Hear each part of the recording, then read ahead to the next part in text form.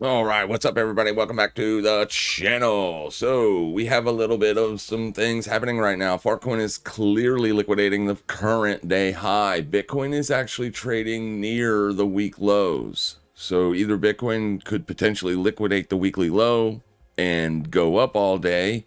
We have dollar pulling back today. It pulled back yesterday.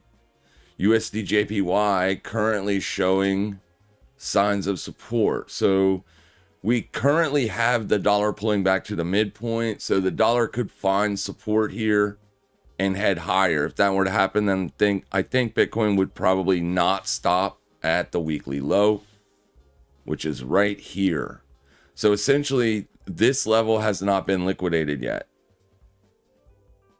And we're about 30 minutes away from the New York session. I actually thought it was going to liquidate earlier this morning, but it obviously stalled out just shy of doing that. Moved up a little bit, and now it's back down. So it does look like it wants to go under here. I'm willing to put a long on Bitcoin here if it liquidates and quits going lower, essentially. So it can close a couple 5-minute candles down in this area. But if it continues to push under and trend lower, then I don't want to get long. I actually want to short Fartcoin. And since it's up here at a level that I am interested in shorting, I think this would be the better scenario than to actually short Bitcoin. Now, obviously, Bitcoin and most crypto markets are severely oversold on higher time frames. On Bitcoin, you're just now getting back out, or right at just now getting back out of oversold levels. This is not generally the best place to look for shorts. Obviously, I mean, it could squeeze. I mean, it's just, if you're looking for downside trades, you want to get in a trade that's most probable and one that's going to last the longest. So generally speaking, you would be looking to get in a short up in here, right? So you've already essentially ran this cycle out. Now, we don't know if buyers are going to show up or not. We never do, but it is still not an opportunistic place to look for sells. But if I am going to be shorting a market, then I typically want to short that market at or around prior day highs.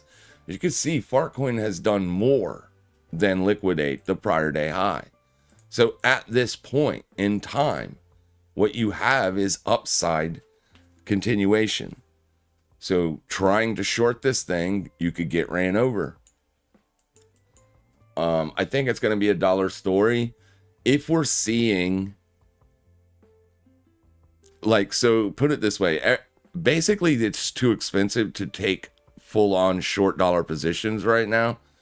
So, but we have this scenario where the BOJ is trying to essentially put a floor under their currency. And in order to do that, they have to sell US dollars.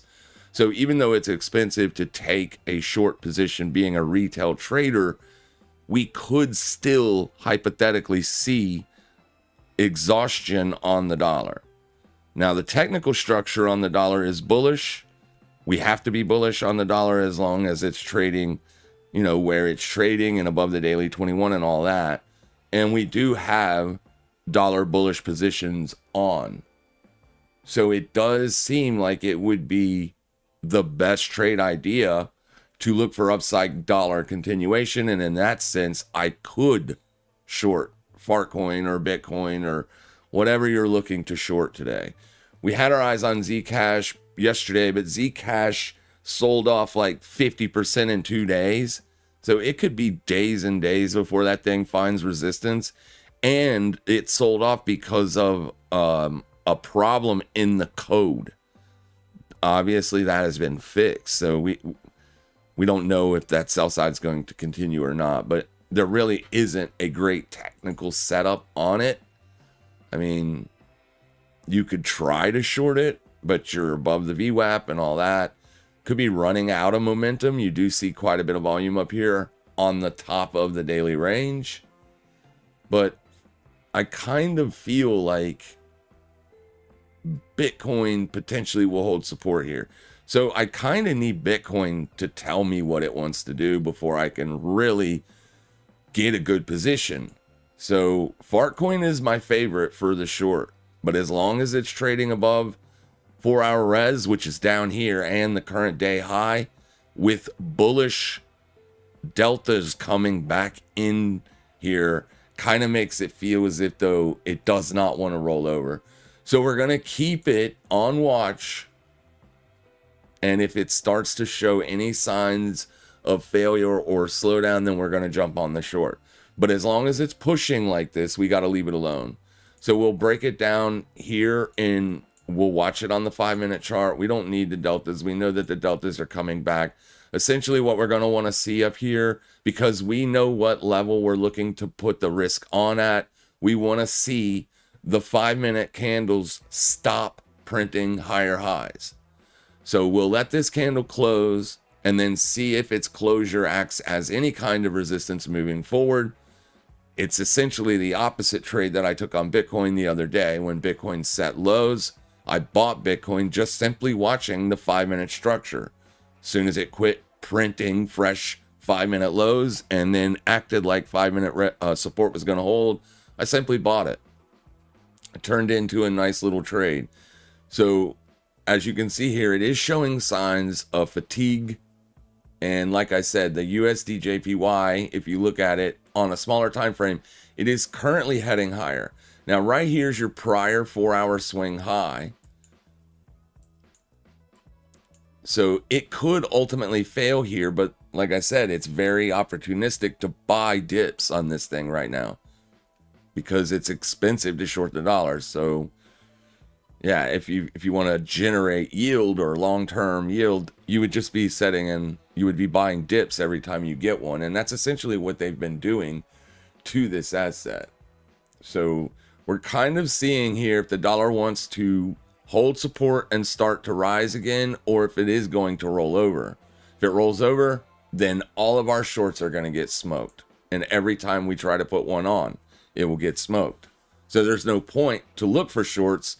The better trade would be to be a buyer on Bitcoin as this is a pullback. But that's only if dollar fails. Now I put out a video Saturday essentially telling people if you want to look for a short trade next week, watch oil and then watch the 21-day exponential. And the best place to look for the shorts would be at prior day highs. Oil essentially did that for you yesterday. At prior day high, it was above the 21 exponential at that point, but it did find resistance here at the prior day high. And it rolled over, and now you're seeing downside continuation. Currently on this, which is just CL versus USDT, it's a perp on a crypto exchange. This is your weekly low. But if you're looking at, WTI or crude oil futures contracts in America, your weekly low is probably lower just a bit. But I like oil. I like it lower. I like it. I want to see it continue lower. I'm in oil short and I'm still holding it. So far, so good. That kind of makes me want to be more looking for dollar weakness, but at the same time, I know that it is expensive to short the dollar. So I don't know that that's going to be enough to cause dollar weakness, which is what you need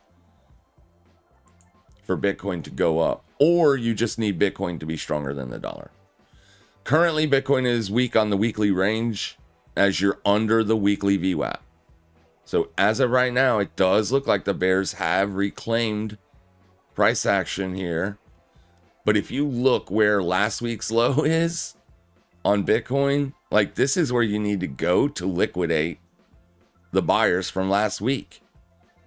You're way up here, so it makes it very easy to mitigate risk, right? If you're below this week's low, you got to leave it alone because it could be heading back down to here. If it stays above this level, it's a very easy long, as this is where you mitigate risk. And wham, bam, thank you, ma'am. That's kind of what we're looking at here. All right, so the market, we'll give the market time to open. I'm going to try to feather in a small position on Farcoin to start with a short. And then maybe if it continues to roll over like it's trying to do here right now, maybe chase it a little bit, roughly about to the midpoint of this current 5-minute candle. So we could put that order in right now, actually. So let's hit market and then back to limit to get that price a little bit lower.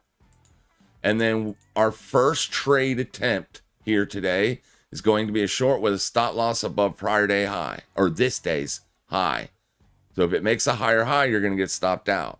So make sure that risk is small, as we're just trying to get a position going here. And then if it does look like Bitcoin is going to break down and continue to put in lower lows and lower closes today, then we'll make the money on the Fartcoin short. And if Fartcoin does roll over from here and make fresh day lows, you're looking at a 6% trade. Now, I'm not looking, that would not be my target. My profit target would be just like half of that. Why am I not getting filled? Give me a second.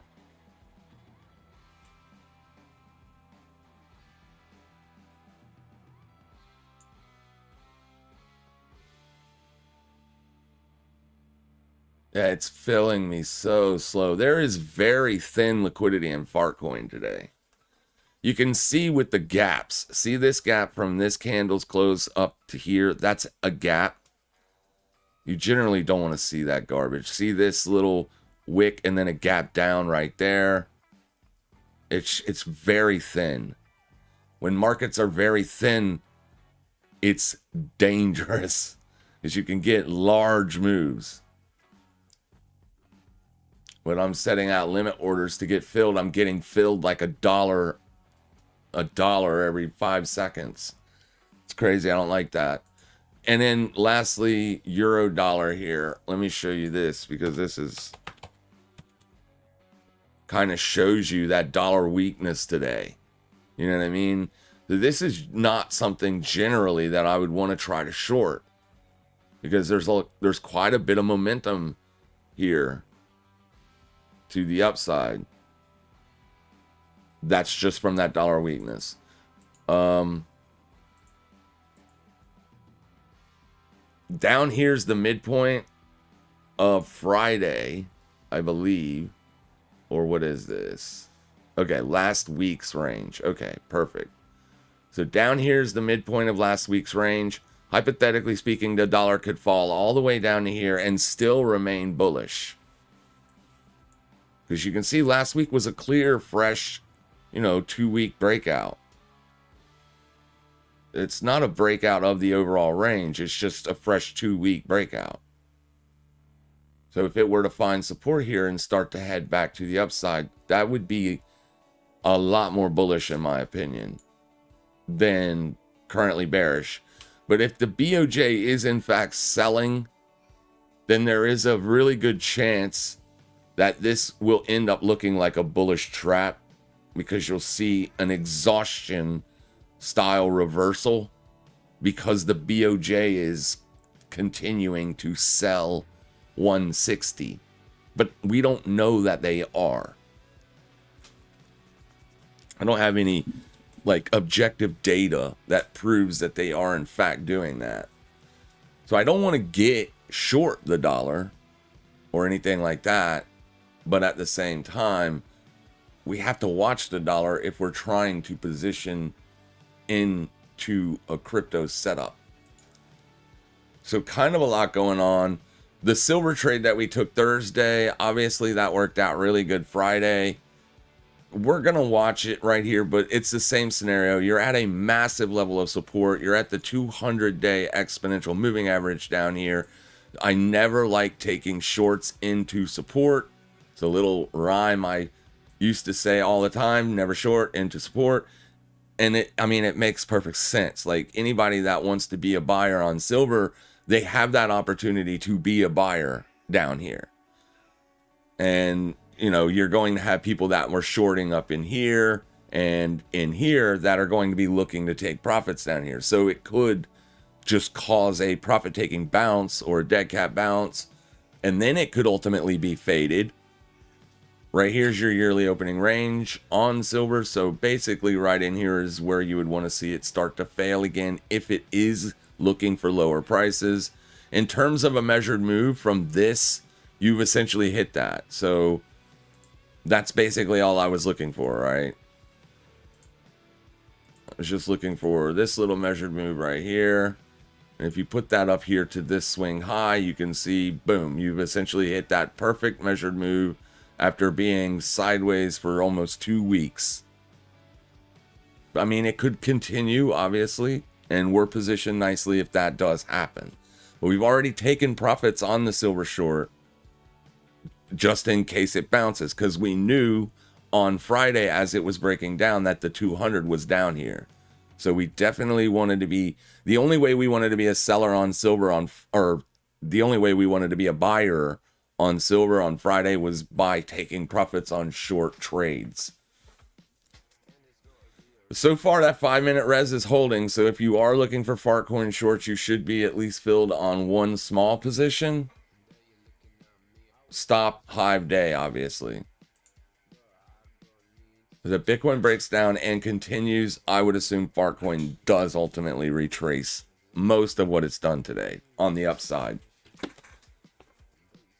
So I'm kind of trying to mitigate the risk, obviously, because I don't know which way price is going to go. Nobody does. There's no indicators or any other thing on the planet that will consistently tell us where price is going.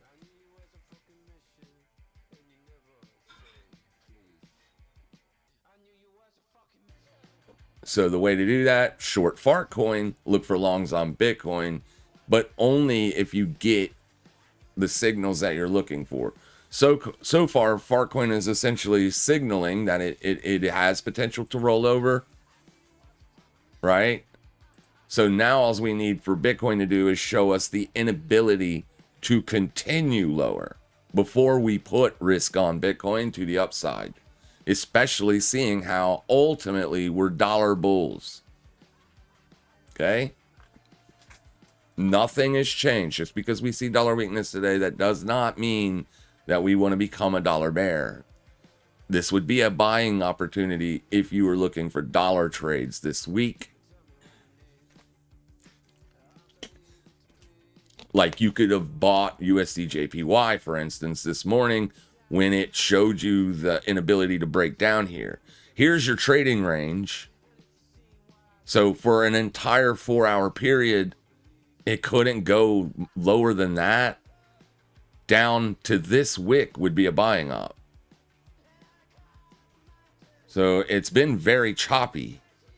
Hourly support is essentially holding.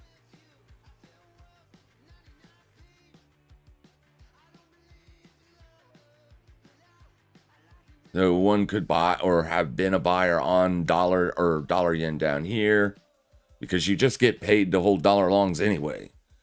Just set your stop to like literally break even almost if you want. It's just one of those scenarios. You're looking for price to expand away from your entry, and then once that happens, you can just set in dollar longs forever like they've been doing since 2021.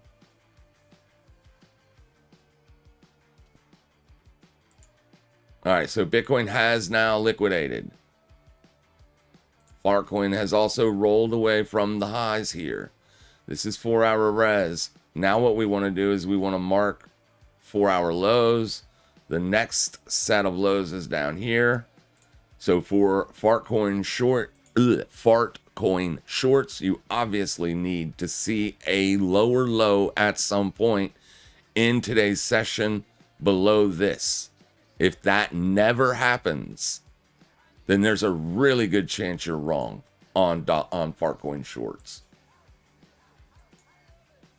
Which is why I like to watch higher time frame charts, because it makes it easier to see what's going on overall instead of chasing every 5-minute or 1-minute spike. Hopefully everybody's having a fantastic week. Last week ended up being a great week for me, which was fine and dandy, as the 2 weeks prior were slow and garbage. So it was nice to get a good winning weekend there. We nailed a lot of good trades last week. This week so far, We haven't really done a lot because dollar's been pulling back from the open. But I'm still holding dollar longs on euro. We got short euro on Tuesday. And since you get paid to hold that trade, there is no reason to get out of it. So here's Tuesday. This was the entry. You traded up into daily supply there. Also, the prior day's open acted as resistance. That would have been a beautiful entry. And we've seen a lot of games played on Thursday and Friday just before the non-farm payrolls came out. But ultimately, it failed and boom. So now price is well away from your entry. You have no reason to worry about it. I've taken profits on it. My stop is still sitting in the same place, but now it's just about letting it play out however it wants to play out on a macro level. If it wants to continue lower, you'll get paid every single day that you hold this trade, even if it chops sideways, because of the rollover rates or the funding fees or whatever you want to call them. And that's always the best place to be when you're on the side of the overall market, meaning most market participants are clearly shorting euro dollar and they're getting paid to just hold those positions. So there's no reason to close the shorts because they make and generate revenue every single day. Here comes Rastus, which is my mom's cat that I've been taking care of for the last 2 years since she passed. He says hello. Yeah, lay down right there, buddy.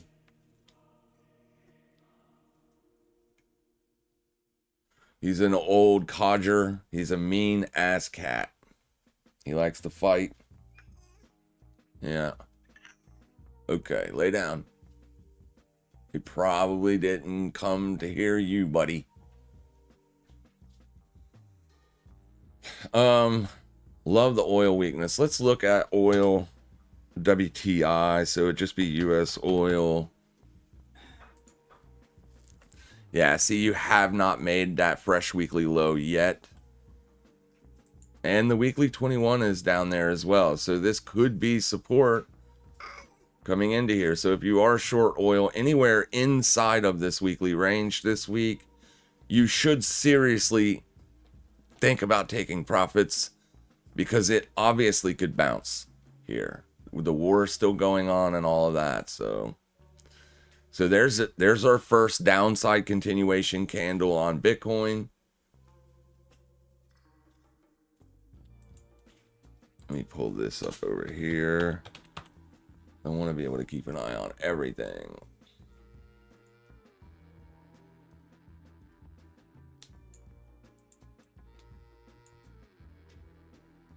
All right, so now at this point, as Bitcoin sets these fresh lows, we want to give it a little bit of time. The New York session hasn't even come live yet. You got another 6 minutes before that New York volume comes in.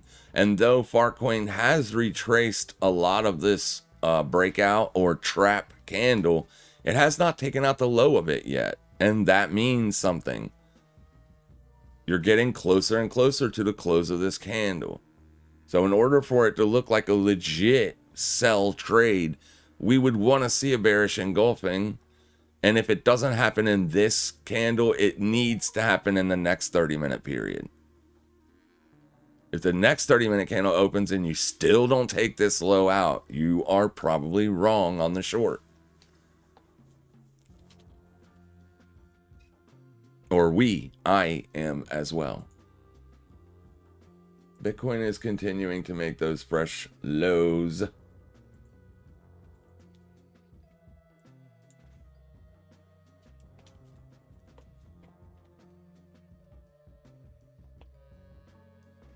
See how price just barely got there and then kind of just started to back away a little bit. It's also where your POC is, or point of control. I do like that the bears are becoming a lot more aggressive now that you have liquidated the highs of the day. That looks okay. But over here is yesterday's high, so it's going to be very important that price remains under this. As long as you are above this line, forget about all of this price action here. Forget it. Ignore it. Act like it's not even there. This is yesterday's high. So as long as price is trading above this white line, you have upside continuation, regardless of what your indicators are saying, regardless of everything that you know to be true in the markets. That is an objective fact. And that means the pressure is still, or the risk is still to the upside. So we need to see price trade away from this level this way. Right?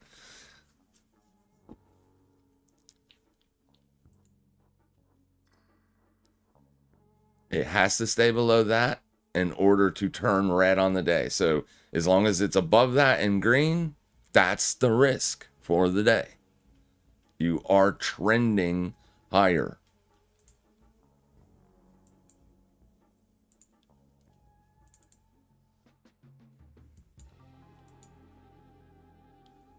All right.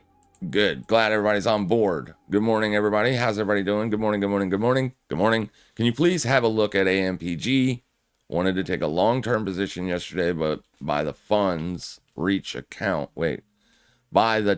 Probably trying to say by the time the funds hit the account, it took off.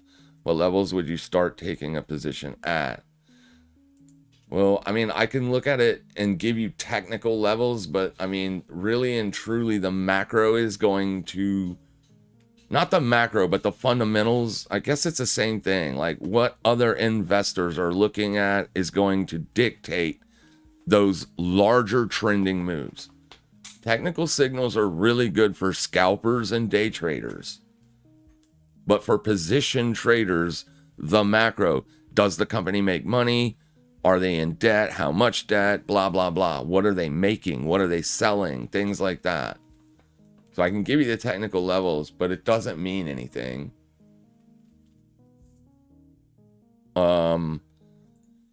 Let's go look at it real quick while we're just sitting here waiting for Bitcoin to bottom out, which it does look like it's trying to do via 5-minute closes. Because I still want to position on the Bit. Yeah, there's nothing you can do here. You got to leave it alone. First and foremost, it's a $5 stock, just above $5. Under $5, American money managers are not legally allowed to own stuff like this because it's considered a penny stock. I'm not saying there are no institutional investors in it. Obviously there is, but at the same time, it's a $6 stock. It's at fresh multi-year highs up here. I don't know what they do. I don't know what they sell. I know nothing about the company. If it's speculation, I mean, obviously it's overbought up here. This is not anything I want. I want to buy trending assets at oversold, not overbought. Right? If it's a long-term growth play, you think it's going to go up over time, you want to buy it when it's here, not here. Okay? It's a simple indicator. It's called the Relative Strength Index, or RSI. Anytime you're on a weekly or monthly time frame and you are overbought, it is speculation driven only. It is being driven by near-term momentum scalpers and speculation. It is not investable, in my opinion. Right? You want to buy it when nobody else wants to buy it. That's when you want to get in for long-term investments. All right. Bitcoin's still trying to print lower lows, but it isn't yet. Bartcoin has pulled back to the previous or the current 4-hour open, which is good, but we need lower.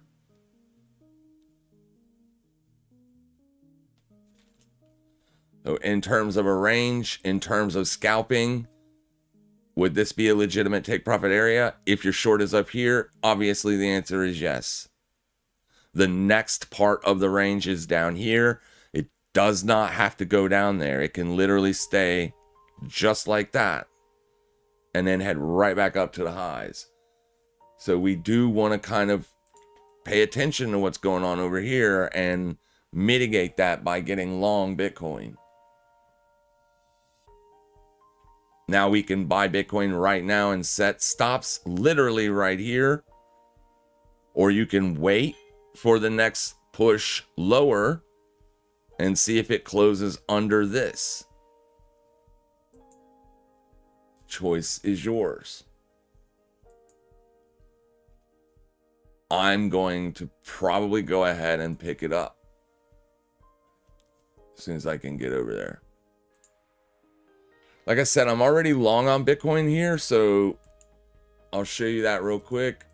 So you can basically see I bought the bottom tick wick, clearly expecting a bounce. I've already taken profits on that position as it was just a scalp.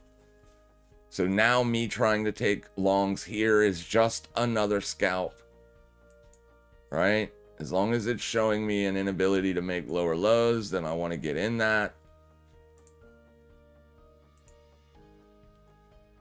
And I want to set the stop at the low of day, which right now is there. And then if I'm wrong on this, or if I get stopped out, I can give it more time and allow the Fartcoin short to work. If it's going to work, then I'll make more money with this trade than I'll lose on this one. That's the objective.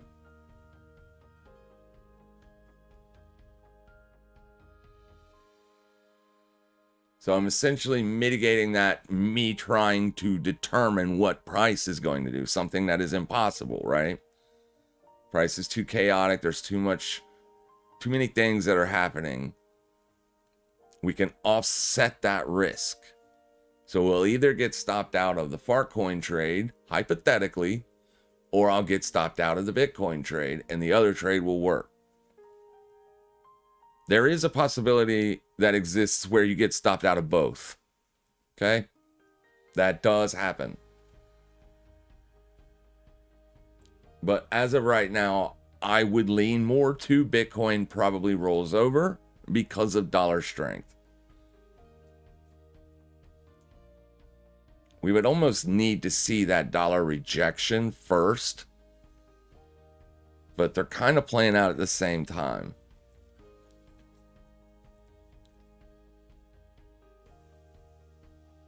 So there's that push. Like I said, you don't want to see any lower closes than this close right here. Could get one. We've seen traps put in at like 10, 10.05, 10.10, and then Bitcoin rallies pretty much the rest of the day. I think you're going to need to see clear dollar weakness for that to be what's going to happen. As long as the dollar is threatening an upside breakout, I don't think Bitcoin does stop going lower. All right, so there's a lower 5-minute close. So that's not a good sign right off the bat.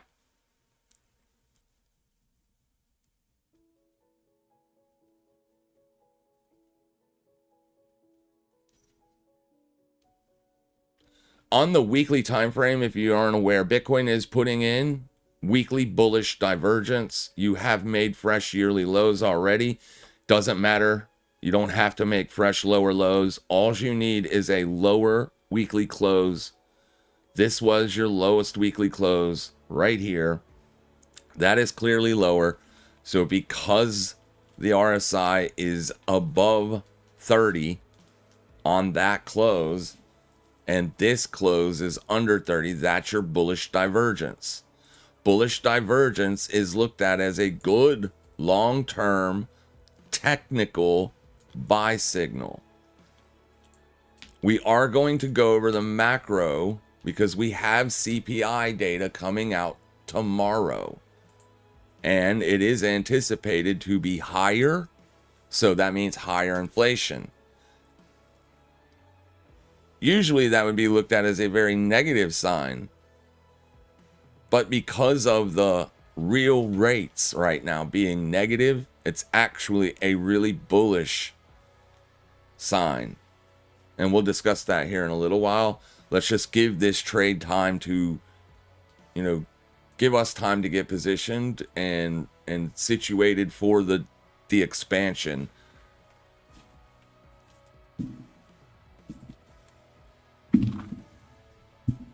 This is why I don't like you getting on my desk, because of all these papers.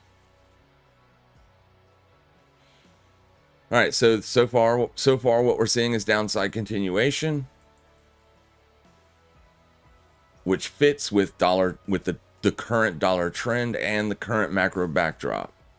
So that Fed meeting is going to be, in my opinion, for Bitcoin, probably one of the most important Fed meetings we have ever gotten before.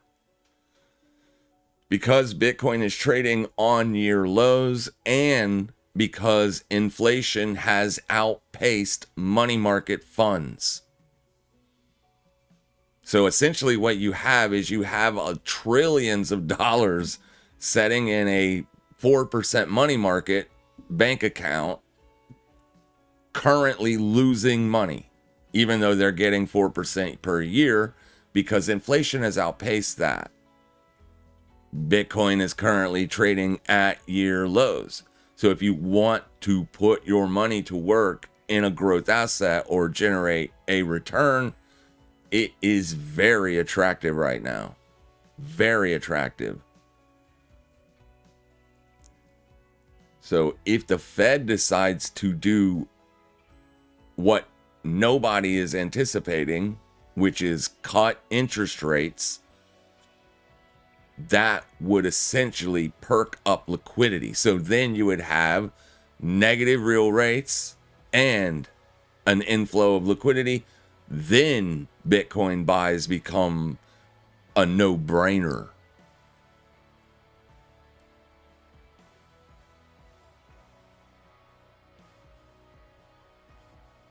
So while we're waiting here to see what Bitcoin wants to do, briefly, the dollar is pushing up to that prior 4-hour swing high. You've just broken out above it. So this is like kind of the risk on the USD JPY. This will determine more or less daily direction, as you've stopped out literally everybody since the London session. The London sellers on USD JPY have been stopped out. So if it is going to roll over from here, it's a big fat if, then Bitcoin is still a potential long. It is trending to the downside though, so we have to be very cautious. We don't want to jump in front of a steamroller or a falling knife in this scenario.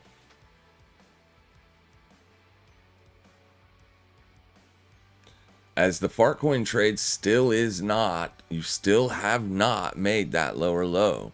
You see what I'm saying? So Bitcoin's literally on fresh day lows. Fartcoin literally just made fresh day highs. So you have this dispersion.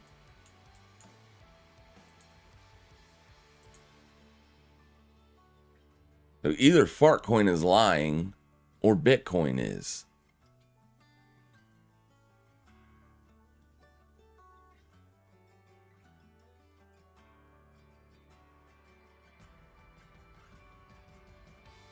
That's a lower low.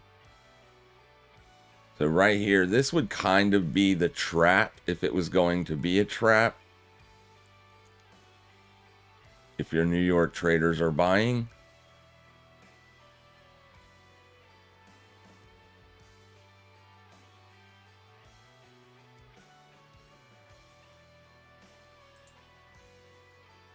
See how dollar is starting to find a little bit of near-term support. That's the worry, that this continues to trend, as it is trending.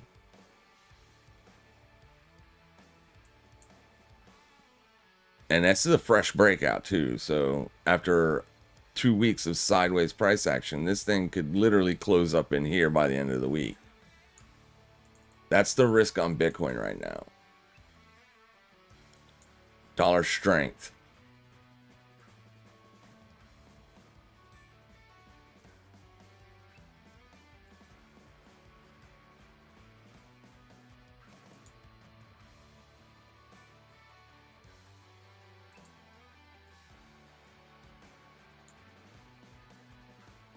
So we did get a lower 30-minute low. That's good news. We would definitely want to see the midpoint of this bearish candle hold, which also happens to coincide with 30-minute resistance. But remember, it's the prior day's high. That's the most important price. If it can't get back above that, it is probably going down.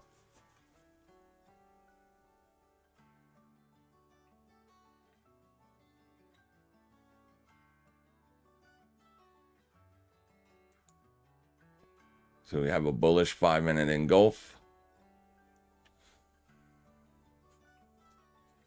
All right. I don't want to get chopped up here.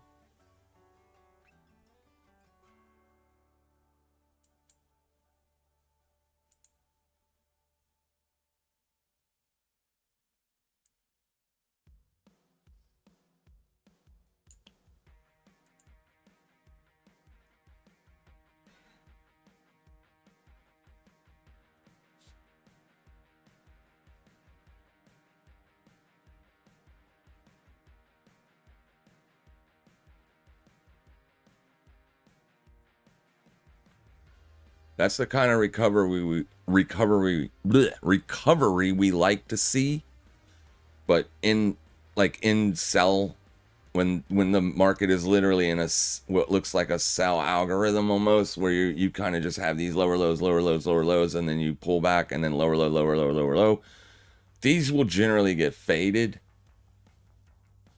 But volatility has been coming off for the last 2 days on Bitcoin and coming off significantly from the highs.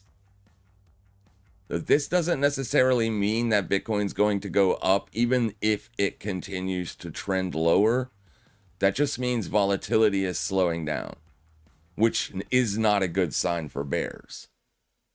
But it doesn't necessarily mean it's a good thing for bulls either, because we saw Bitcoin literally trending lower on a day-by-day basis when Bitcoin was testing the 50-day exponential. This is another reason why we were so bullish on that 50-day EMA retest, because vol was literally getting crushed. We assumed Bitcoin would hold support, but ultimately it did not hold support. It broke down and then began this lower leg making fresh year lows. So just because it's going down, it does not mean that price has to go up. You're also seeing the VIX put in a fresh 2-day low after a ginormous spike on Friday as well. S&P 500, the cash market, the SPX is currently trading above the 21 exponential. If you're a bear on the S&P 500, right here is where you're going to be looking to put on shorts, and only if price is trading under 7466. As long as price is above 66, you have a breakout and a trend in place, you can get ran over. But if it fails to do that for some time, then there's a good chance it will stall out right there, and that's where you'd be looking to put on your risk. I am not taking that trade. I'm just saying if you want to, you can. If it's going to fail, it would fail here. If it begins to expand rapidly higher above this, you're more than likely coming back to test 75.41. And there's no point to look for a short. Also, you are currently breaking back out above the 21-day, which is where you would typically want to see that fail. You would want to see that act as resistance. So could just be some near-term games being played, but as of right now, it looks pretty damn good for risk on S&P. Obviously, if it fails, gets back under, that would look bad. As you can see, that liquidation taking place here on the 4-hour. Obviously, the 221 4-hour structure is still obviously very bullish.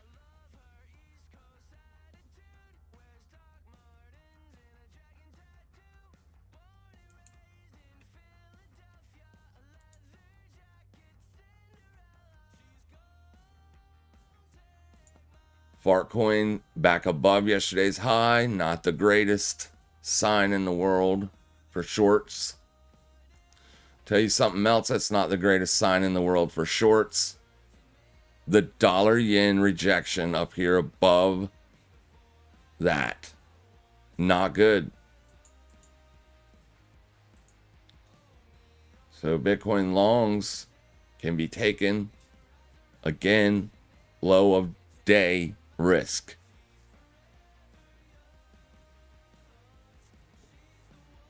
And then once we get that situated, we will go off and talk about the macro and what I meant earlier when I was talking about money market funds and all that stuff, because it might not resonate with newer traders or any individual that doesn't have a lot of money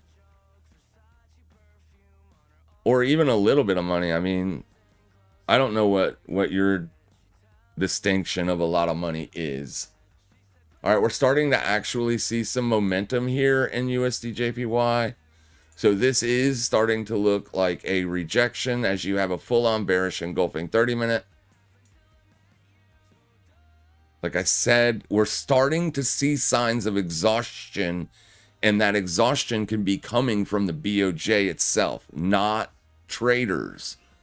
So everybody's still buying, obviously, USD JPY because of the yield or the rollover rates, but that won't matter because the BOJ is a country.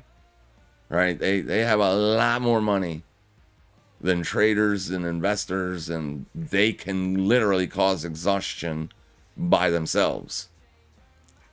And then also, traders are very aware as to what is happening here at 160.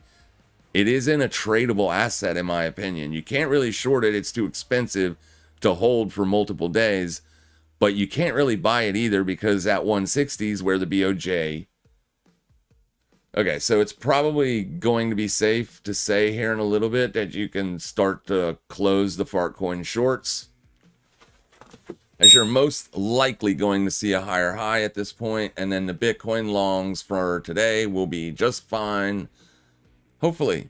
I mean, obviously I can't tell you that that will happen for sure, but things are looking a little bit like we're starting to see a little bit of selling pressure hit the dollar, which is kind of good with weak oil.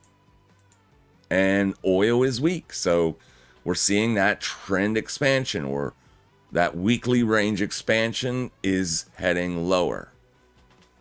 So now on even the WTI, you've taken out last week's low. So at this point, all of last week's price action can be considered a bullish trap.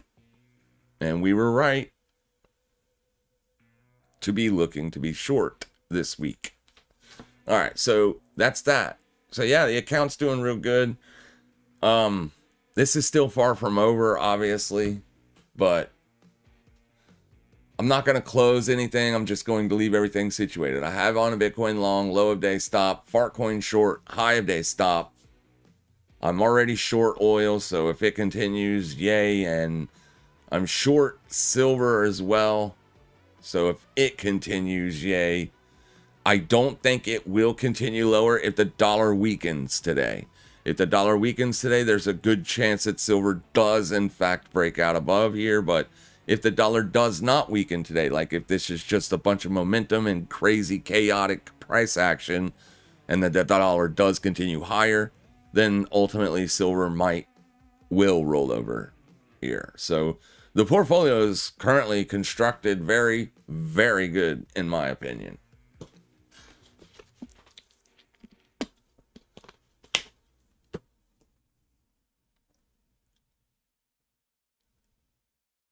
Very good.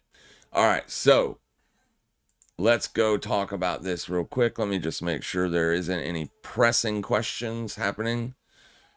Non-stoppity, I'm glad you came back. I wanted you to drop a couple of those names that you follow, that you said last time I was live that you follow some people that consistently make or double their account every single month. I would love to check out some of their work, if you will.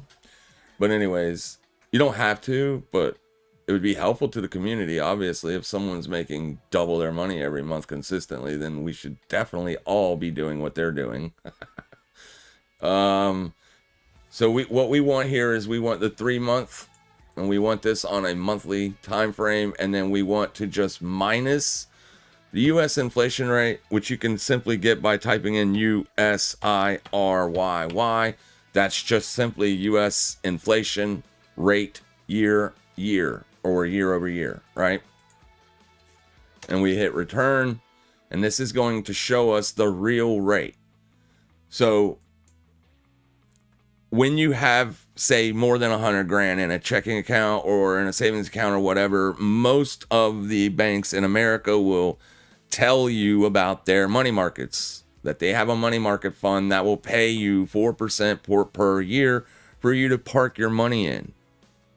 Now, since inflation rate is high and above 4%, and the 3 month yield, which is the near term Fed fund rate, is at 3.5, you have this is considered the real rate.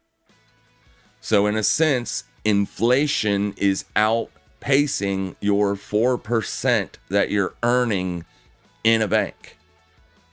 So you are losing money. Tomorrow, we're going to get another CPI print, and it is anticipated to come in at 4.2. Now, we don't know if it will or not, but it'll probably come in close to that, 4.1 or 4.3. It can come in 1 or 2/10 lower or 1 or 2/10 higher. It's probably going to come in higher than 3.8, and 3.8 is what forced this down into negative real yields last month. So now what you essentially have is you have trillions of dollars.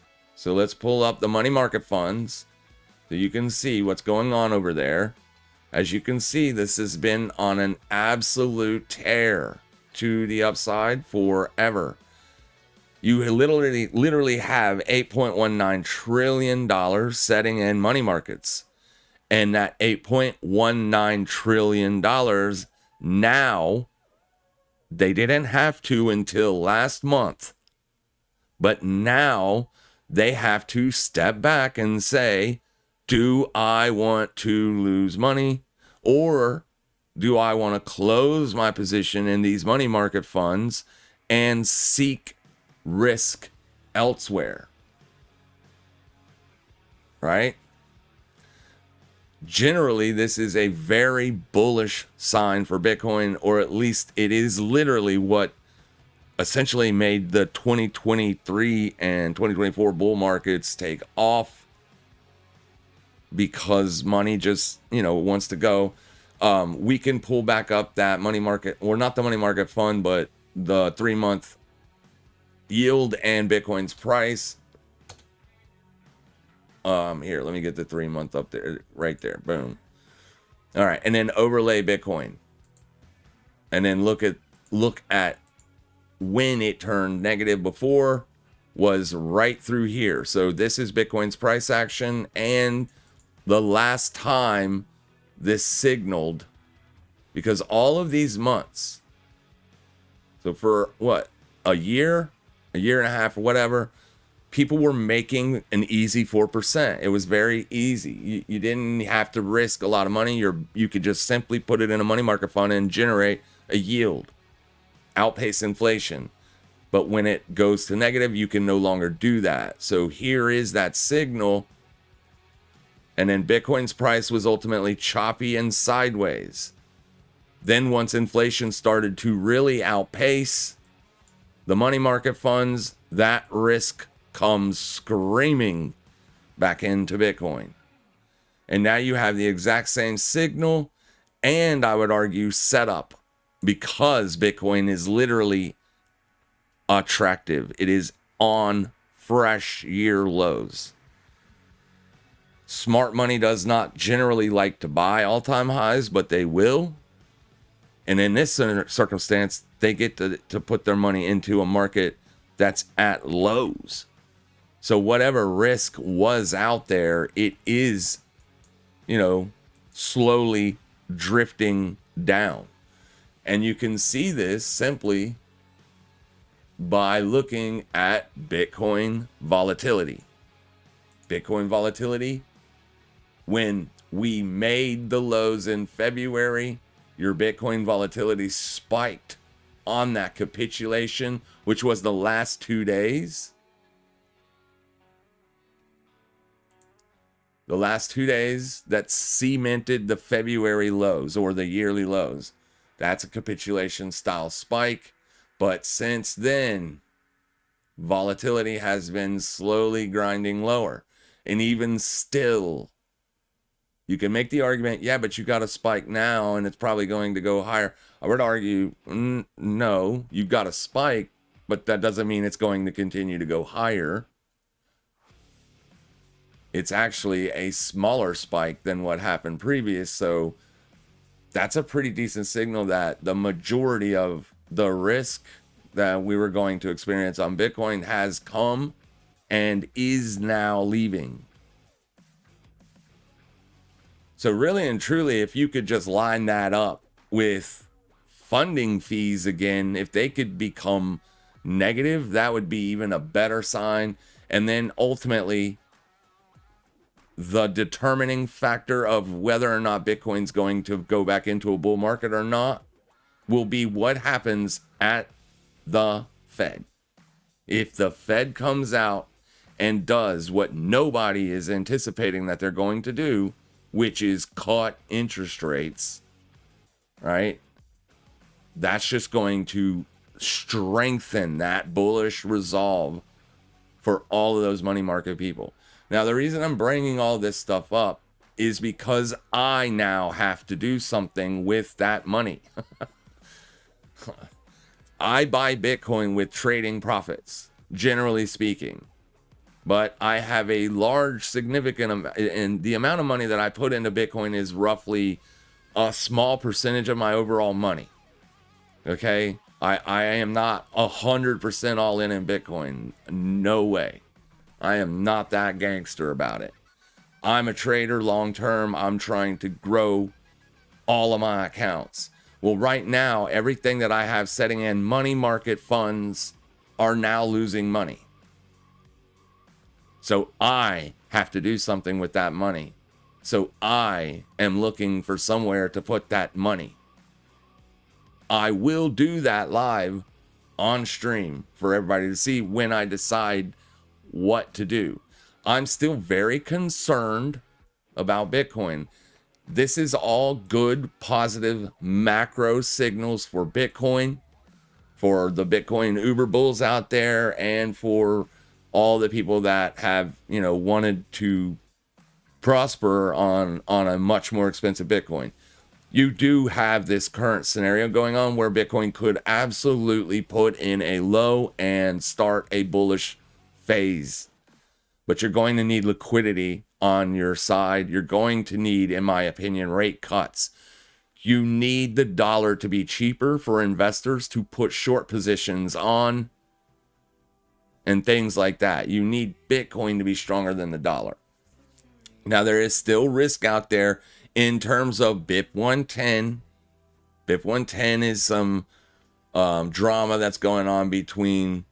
It's similar to the block size wars and all that. I don't know enough to speak on the block size wars or what BIP 110 is or what it's going to do. However, I asked Grok, and Grok is just a stupid AI, obviously. I just wanted, so you could see how dangerous is BIP 110 if you are considering moving money market funds into something like Bitcoin. So I essentially said we have CPI potentially coming in hotter tomorrow. This means real rates are going deeper below negative. A lot of money in money markets potentially needing somewhere to go, because I'm in the same boat, right? With Bitcoin on fresh year lows, I like it. I think money will flow into Bitcoin, but I'm wondering how much risk is the BIP 110? Is it a hard fork? Do you think the money market funds will still come into Bitcoin? And then blah, blah, blah, blah. We'll just go straight down to the bottom line. The macro setup, negative real rates plus cash on sidelines plus Bitcoin cheap likely dominates. Okay? Likely dominates. BIP 110 adds some protocol level noise risk, but it is not existential. It's more like internal housekeeping drama than something that stops big money from rotating in if liquidity improves. If you're positioning, consider positioning sizing volatility around CPI tomorrow and any BIP signaling news. What's your time frame and allocation here? And then obviously I have to follow it up with what could improve liquidity. I already know all this stuff. I'm just showing you, my viewer, my participants, and people that want an honest, no bullshit assessment of what to do with real money. I'm not just some shit talking YouTuber. I have real money and I have to do something with that real money now that real rates are negative. I'm no longer generating a 4% yield. I'm actually losing money. I do not like to lose money. I mitigate risk. So the way to mitigate that risk, maybe right now, Bitcoin still ain't good enough yet. I agree with that. The risk is still kind of great. You still have dollar strength. There are a few reasons why. However, things like this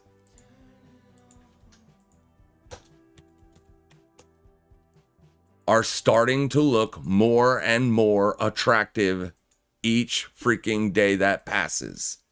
Every day that I'm losing money in a money market fund due to inflation makes me want to put it somewhere that I can generate a yield.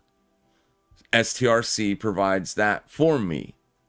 So I understand the full context of, Michael Saylor, how he's built this product in and around Bitcoin, and how as long as Bitcoin is currently trading at this value, being under their cost basis, which has now shifted because Michael Saylor and Strategy have now, they sold 32 Bitcoin last week. They bought 1,150 Bitcoin this week. So obviously they bought a lot more than they sold. So, but now this cost basis of 75.7 is going to move, but it's going to move lower. But because 1,100 or 1,500 Bitcoin compared to the whatever it is they already own, you know what I mean? That's a massive amount. It's not going to mess this level up that much. However, with that being said, they are a risk to Bitcoin because it's not only STRC out there. There are others. I don't remember the other ticker. I think it's like STAT or some shit.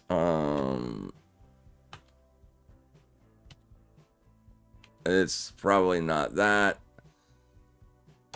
It's another company that does the exact same thing as MicroStrategy's STRC is doing. STRC pays 11% right now, or a little bit more than that, every other week. That's not bad, dude.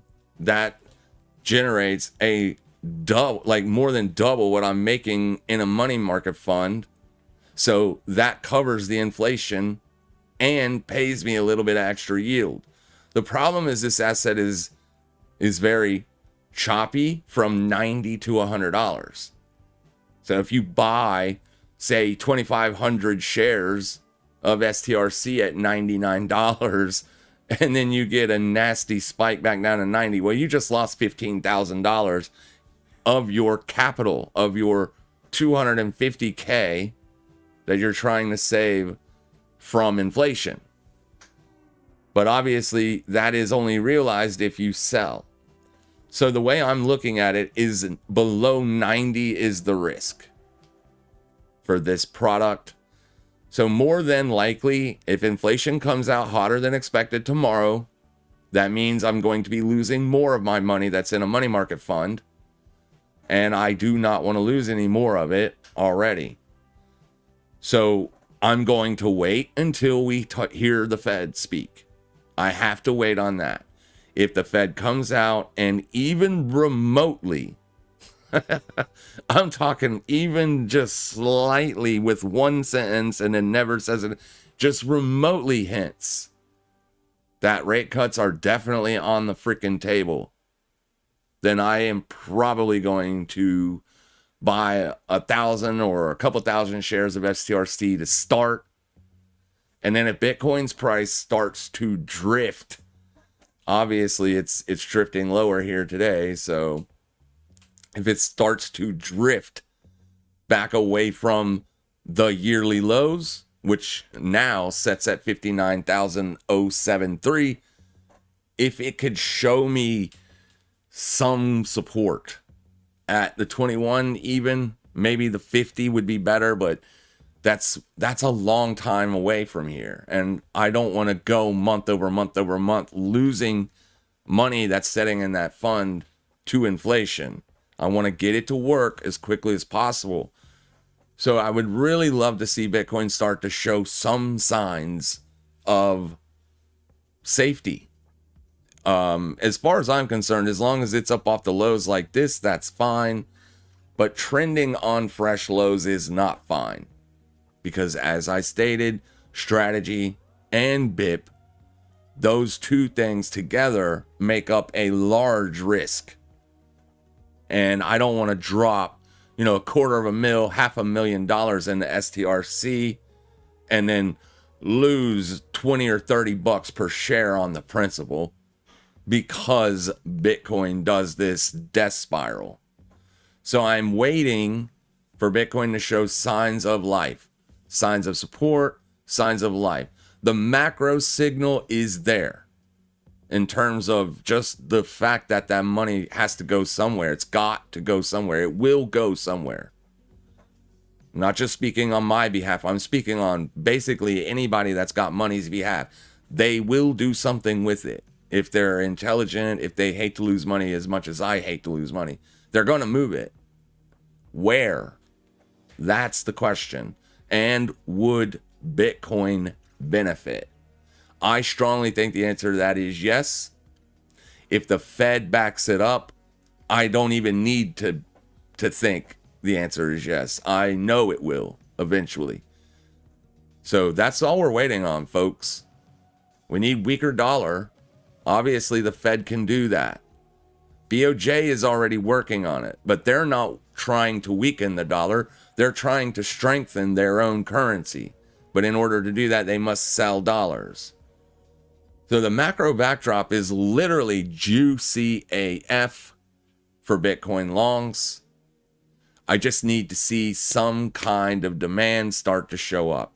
Demand that we are not seeing yet. You can simply go look at spot ETF inflows for that data. And this is lagged. Obviously, it's lagged. The last date that I could see yesterday was the 4th, which was last week. And today we can finally see June 7, which was Friday. Oh, no. June 5 was Friday. June 7 was Sunday. So that's going to be wrong. We can at least see Friday. There's just too much outflows still happening. I would love to see this mixed. If we could get back to like something like this, where you see a few greens, a few reds, a few greens, a few reds, that's more safe. That's better for long-term capital holds, things like that. I want to see volatility continue to decline. I want to see a few symbols, a few things I'm going to be watching. And as long as those things start happening pretty damn soon after the Fed, then I will put that money to work in STRC and get it out of the money market fund. But in terms of scalps and whatnot, we still are going to be doing all of that. As you can see, Bitcoin is continuing to trend lower here. So that's not a great sign. Fartcoin ultimately did not hit our stop loss, so that's good. And we're starting to see a little bit more range expansion to the downside. Like I said, right in here is going to be potential support. You're probably not going to see a large move lower if Bitcoin doesn't give you a large move lower. So right now, you're just waiting to see if Bitcoin's going to dump here. It has literally stopped out my long again. So I don't know if I'm going to put it back on or not. It would be my last one. And then I could not allow the Fartcoin to get stopped out. So we kind of have this situation going on where it kind of feels like it wants to start dumping, but isn't. Here, I'll just say it like this. This is going to be the support zone to watch. It feels like it's super far away. It isn't. If volatility stays red all day, which it isn't. I mean, it's still red right now, but it isn't making fresh lows. You could see price stay under the $62,000 level. It is trending lower on the week at this point. This will probably be a trap unless something like this occurs. So we had the blue. If you get a candle that looks like this at the close in an hour and 46 minutes, then it is most likely not a trap. All right, then quit trying to buy it, because obviously right here is where it's coming, most likely. If it closes like this, well, then I will probably try to buy here or here later. All right. It just depends on how much volatility we get in the next couple of hours. Got an hour and 46 minutes. The thing is this is still plenty small enough to where ultimately it could close as a bullish candle. But if it continues to put in fresh lows, it probably isn't going to do that. You know what I'm saying? And what are we down right now? It's down 1.72%. So it is pretty much, that's pretty much the range I would expect here. So it probably is just, yeah, I mean, dollar isn't rolling over. So we kind of wanted to see that happen here. It looked like it was going to, but it literally gave all of it back. And this is the issue. This has been the issue, in my opinion, for a long time. It's just too damn expensive to short this thing. So you don't really have two-sided trade. It's just up, sideways to up. We've seen quite a bit of volatility lately due to the BOJ intervening. But the last time we seen anything was on April. Ever since, it's just been every dip you buy. You buy, you buy, you buy. So until we see some kind of exhaustion out of this level with some freaking steam, I might add, then we kind of have to say that, the dollar is too strong for Bitcoin to advance right now. Unfortunately, we're actually seeing the dollar make an advance here off of support. So that probably means leave Bitcoin alone today and let your Fartcoin trade pay the bills. Nice. Good stuff. The oil trade's looking good. $600 on that trade I need to take now that it's moving lower. Yesterday, this did not give me an opportunity to kind of give a good trade alert on, which kind of sucks. I actually had to chase for the entry yesterday, and because of that, I didn't signal the trade. But you should have been watching prior day highs. You should always, if you're looking for a short, always be watching prior day highs or resistance, right?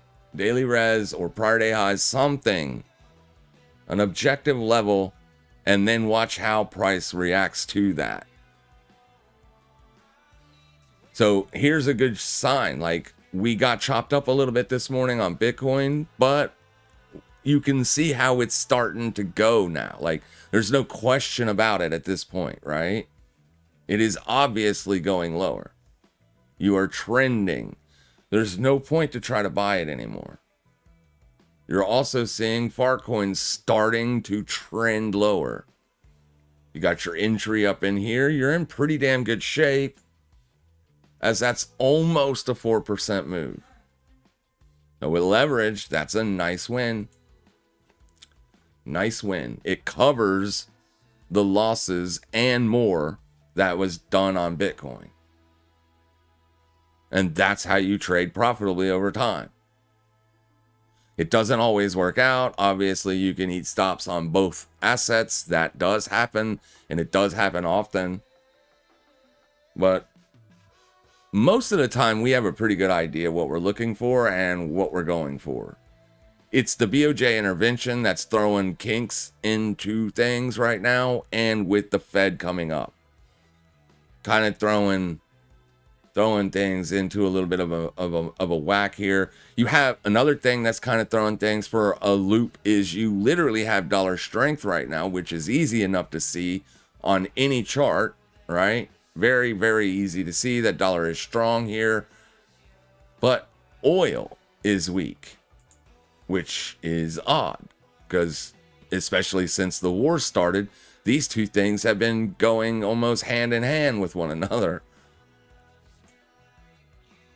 So, I mean, is oil going to find support soon? Yeah, I would argue that you are definitely into support. You should definitely think about taking profits. Like I said, I've got $600 of open unrealized P&L that I got to deal with here on oil before dollar gives us a gigantic spike back to the upside.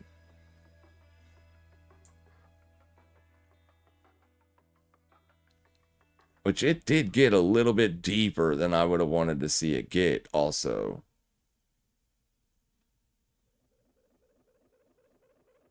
It pushed quite deep under yesterday's low. See over here when it was just a liquidation, you see how Thursday you liquidated Wednesday's low, but that was it. It couldn't go any lower for the rest of the day. It just kind of drifted right back to the upside. Then the next day opens and it just peaks below Thursday's low, and then boom. This isn't just peaking below. That's a full-on breakdown and kind of strong move lower. So that's deeper than just a liquidation.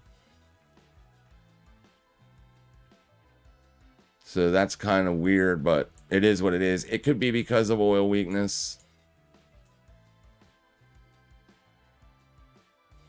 It's not clear. It's not a super clear market, but there's still money to be freaking made. Also, if you guys shorted the S&P 500, literally right where I said you should short it, or if you are looking for shorts, I didn't say you should short it because I can't say that. I'm not a money manager. I'm not managing your money.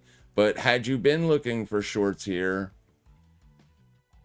you're in good shape now that you're 50 points away from your entry. You should take profits here because right here could end up being support. It absolutely could. I wouldn't close the short. I would leave the short open, but I would definitely scale out and potentially get my stop to break even. Put yourself in a win-win scenario. All right, let's answer some questions.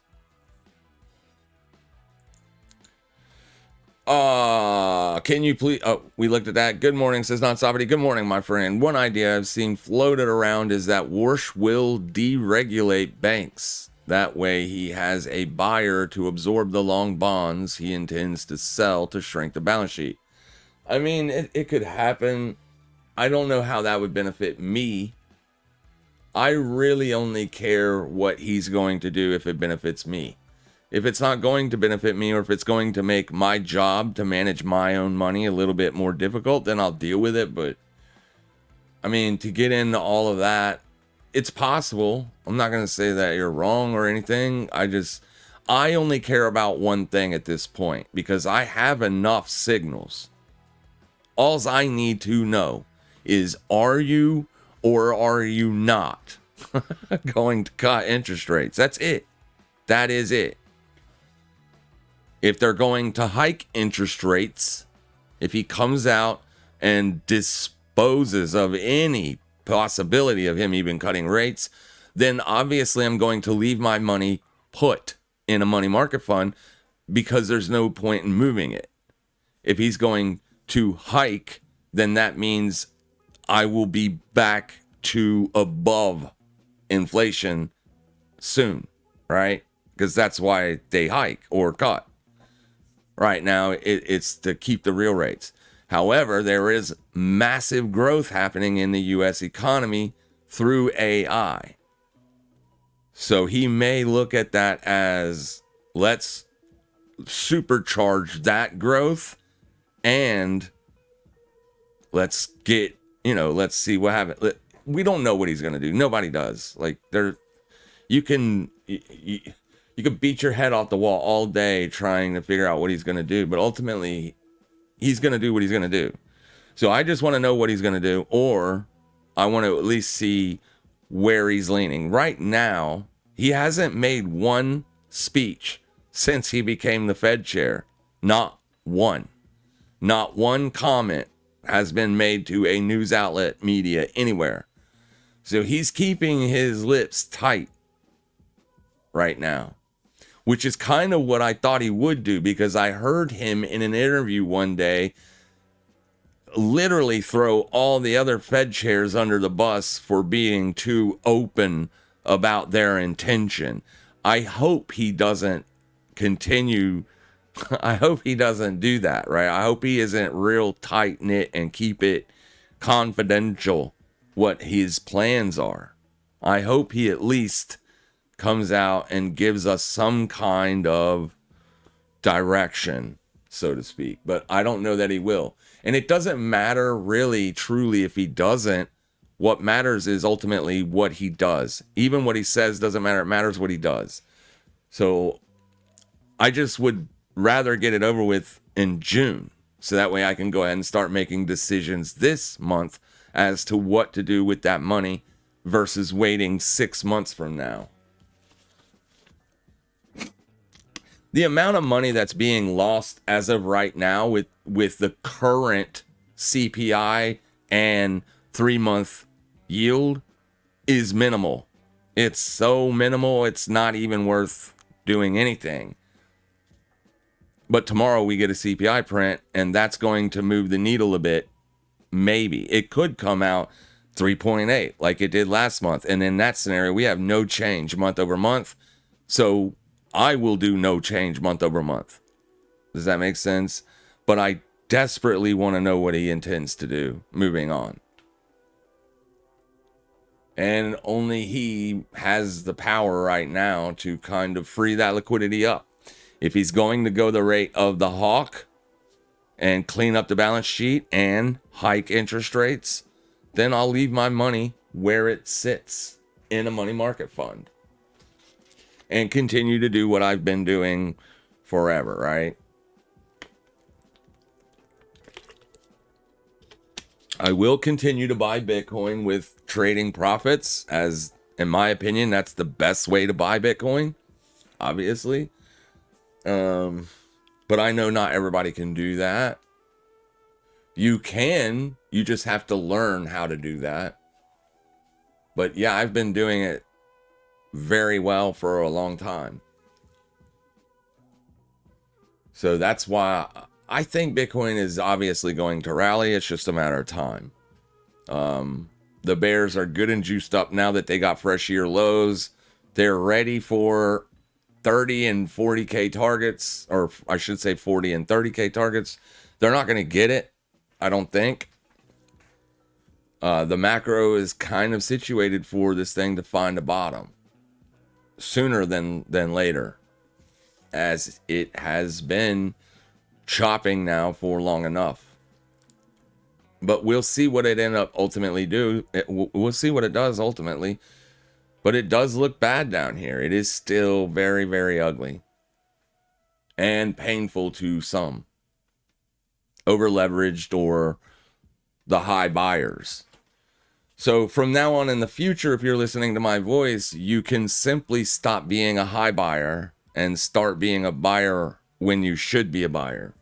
When everybody and their brother tells you shouldn't be a buyer, that's when you should buy. When every Twitter following or every Twitter person and every YouTuber's telling you to sell, that's when you should buy. Literally. It's funny, but it works the same every single time. Always. The FUD is always massive. There's tons of it, and Bitcoin is always going to zero. But all you have to do is pull back a monthly chart on Bitcoin, all data. It is and has one of the smoothest 200-week moving averages you will see on any other financial asset. And until that changes, it is a very investable product. Very investable, I would argue. Yeah. Yep. And there are technical buy signals out. Weekly divergence is a big one. Now, it can obviously fail. That signal could fail. You'll find out soon. If Bitcoin continues to trend lower for the rest of this week and heads down here and takes out last week's low, you'll know. So basically, that's what we were like when I did my Saturday upload. I specifically said this week I would love it if it were to close under this current week's low. If you remember, I said that. And then next week, which is the week of the Fed, if it reclaims those lows, that will be a buy signal. The only way it reclaims those lows is if he cuts, most likely, or hints like he's going to cut. If he doesn't, then Bitcoin could continue to go lower.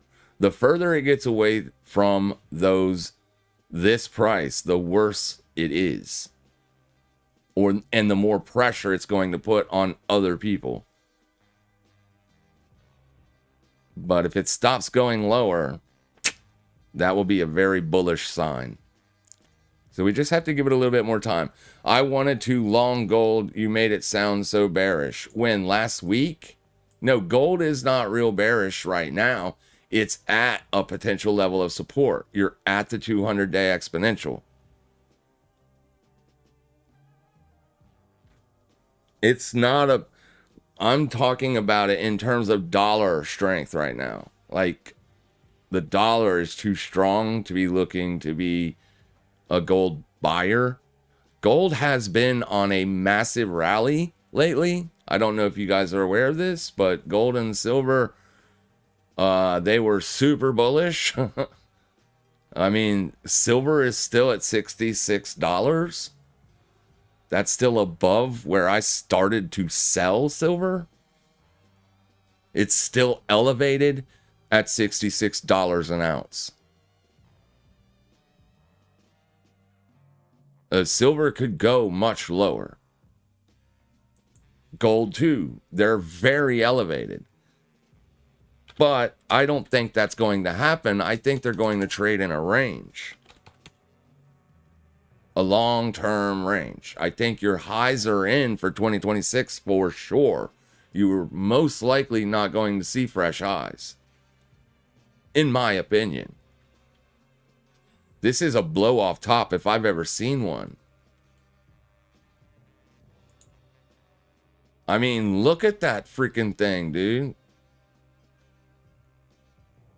5,400 down to 4,100. That is massive. Look at the size of these weekly candles compared to these. That's a blow-off. When you have people buying gold bars and silver bars at the same time that I'm literally selling them, that's not a good sign. That's like peak bubble type of stuff. When people telling me, I mean, I invest in gold and silver, the actual bullion though, not paper. Occasionally I trade paper when I'm trading futures, but that's just to generate revenues for the P&L. But I do own gold and silver, the bullion. But I got rid of a lot of it because it was time to sell. I mean, I made that very clear for weeks while this stuff was absolutely tearing ass to the upside. That doesn't last long. That's full peak retail euphoria. That's when you want to take your exit. Because a blow off is coming, and it's coming soon to a theater near you. And it literally did. So now you're just going to see it, trade range bound for until the next bout of whatever, central bank buying or whatever, right?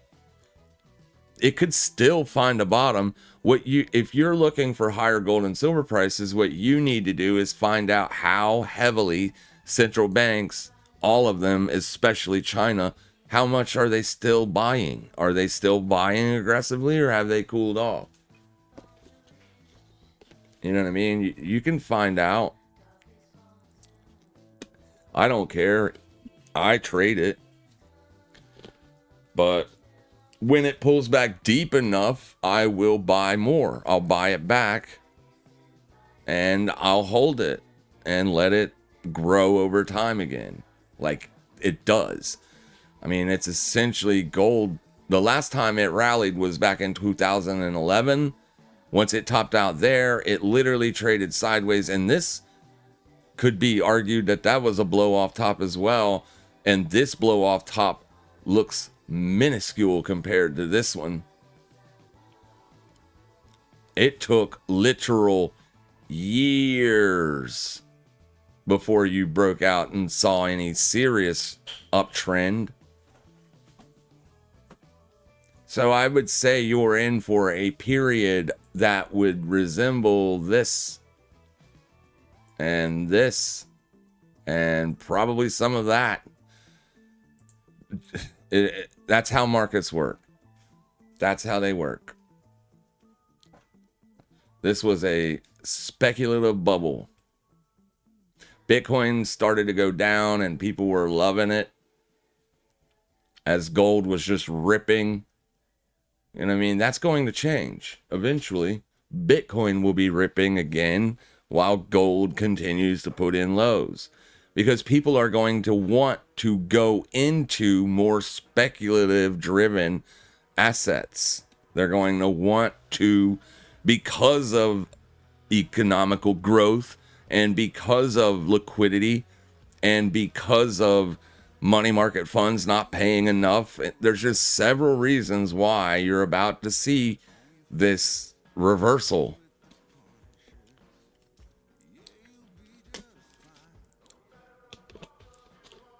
Right?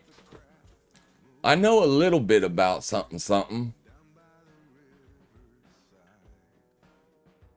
Farcoin looking real good now. Looking real good now. Nice. Good stuff. We got that lower low on the 4 hour. That's nice. Still holding support. You've got 4 hour daily. It's going to be, 4 hour support here. So you could potentially take profits there. Just make sure you're taking profits, because what we did today was nothing more than a scalp, not a long-term hold. These things are too oversold to be looking for serious gainage on a downside push. Not only that, the funding rates have started to become less attractive. They're still attractive, no doubt, for sellers. Did that refresh? Yes. So it is still semi-attractive to hold shorts. At least you can argue that you're still getting paid on an annualized basis to hold long-term shorts. But if this flips again, that's going to be bye-bye bears. Especially with the macro backdrop. We'll see what happens. I could be wrong. Obviously, I could be wrong, guys. I don't know everything. I do all right, though. Bitcoin has broken down pretty much. It is trending good now. You can see how that spike ended up getting faded like I said it could. And it totally did. You're probably getting close to low of day at this point, but I don't know. What's vol doing? Yeah, vol has shifted back to up. It's green on the day, so volatility is back to up. That's not a great sign. We want to see volatility trending lower. Obviously, it's not trending higher, but the fact that it's up isn't great. We would like to see down days after down days after down days. S&P finding a little bit of support at yesterday's close. That's natural. It's normal. Normal price action there.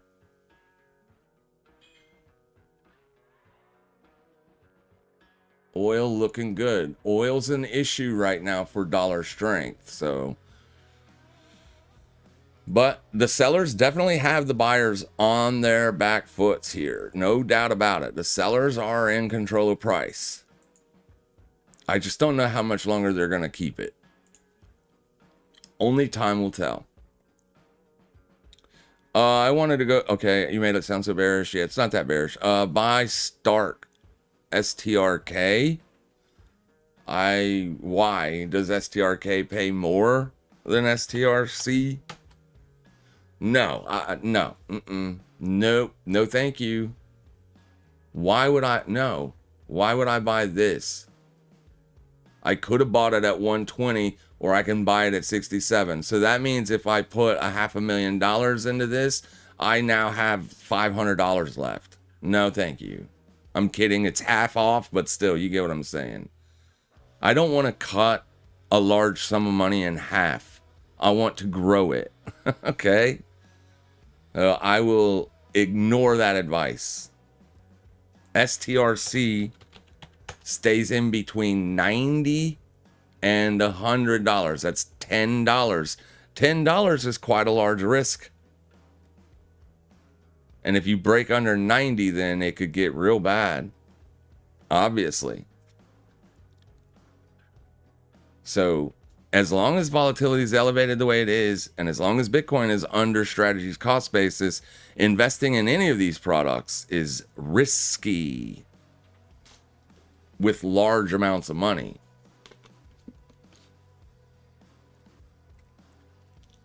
Real risky.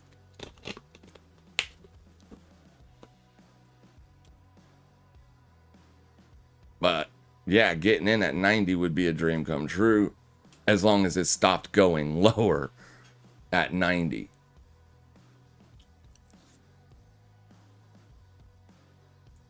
Yeah, Bitcoin is full on expanding lower at this point. Took back all of Sunday's rally. Which I don't know what caused Sunday's rally, but oil is still drifting lower. That's a good sign. If it stops drifting lower and reclaims 90 and higher, that wouldn't be so great, as long as you have dollar strength. But if oil can continue on the path that it is on, that's also going to be a good sign. It's got support right here. It makes sense that it's going to bounce here. That's why it's a take profit level. It's not a new short or anything like that. It could definitely bounce right back up to the open. So you definitely want to take profits.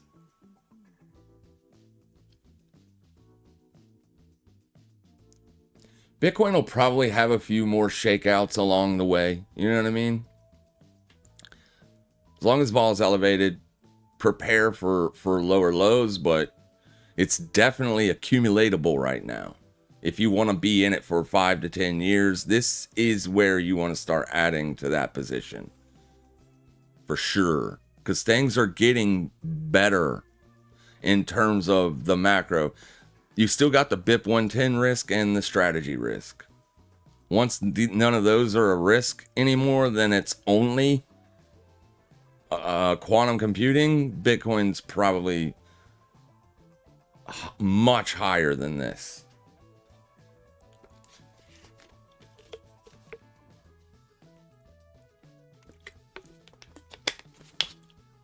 Much higher. We'll see though. All right. Did you re-enter Bitcoin? I did not. I mean, I thought I was clear on what I was doing, but you could have asked that question a long time ago. No, I am. Once it stopped me out the second time, I was pretty much done with it. It's got to be above this price. There's no questions asked. You can't keep trying to buy lows. No questions asked. It has to be this price. This is our edge. Anything under is not an edge. It's a trend.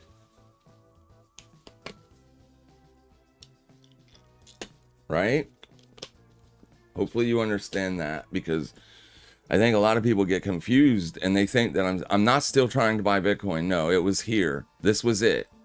Once it lost this, it's over. I'm done with it. Because it's probably coming down to here, or it wants to set a new weekly low somewhere in the middle. Who knows? But either way, there's no long edge here. The long edge would have been for it to come down here and then start moving up. Similar to what Fartcoin did for us on the downside trade, right? It moved up and then stopped going up. That's what we're looking for. That's the edge. That is the edge, my friend.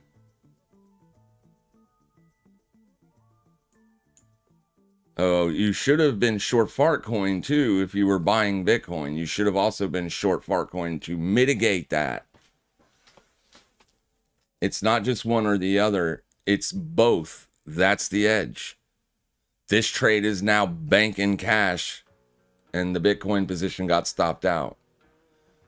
And we lost less than we're making. You see how that works? Do that consistently over time, and you can turn a small amount of money into a large amount of money. You don't have to hedge every trade, right? We hedged this trade specifically because of where the dollar was, and we weren't sure. We knew either Bitcoin was going to break down or Fartcoin was going to break out. Because either the dollar was going to break down or it was going to find support. The dollar could still end up rolling over. Bitcoin could still find support, but I don't have an edge on it. So there is no trade to take down here. Not a trade. An investment could be had down here. Sure, it could stop going lower, but that's not a good enough edge. At this point, you are trending lower on the weekly range. So at this point in time, the probabilities are good that the weekly high is in. As you made a well, you didn't make a fresh weekly high, really. I guess it was. This was in last week's price, so this isn't a weekly high. But once you took this low out and started to trend, that's the signal to leave it alone. The trending portion, that's the risk. Excuse me. I sincerely doubt Warsh is a hawk. He wrote an op-ed in the Wall Street Journal in 2018 begging Powell to cut rates or stop hikes due to liquidity contracting. Yeah, I agree with you, but when they're referring to him as a hawk, they're talking about the balancing budget aspect of it, not so much rate hikes or cuts aspect of it. It's more about the shrinking of the balance sheet. That's what makes him more like a hawk, I guess.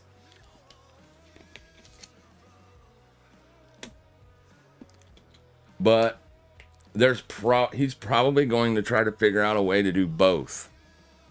Or if he can't do both, then probably, I mean, I've heard some things too that makes me think the same way the same way you're thinking.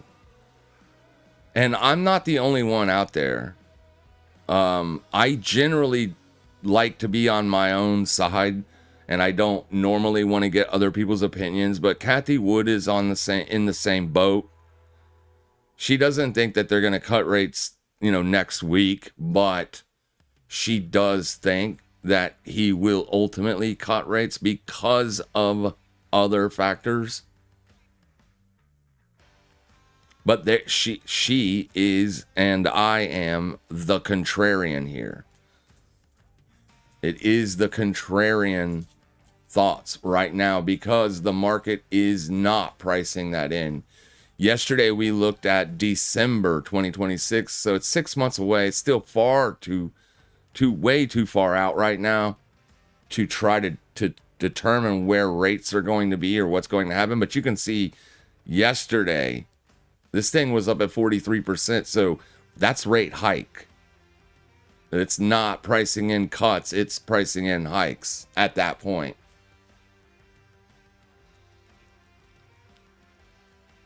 But 6 months out is way too far.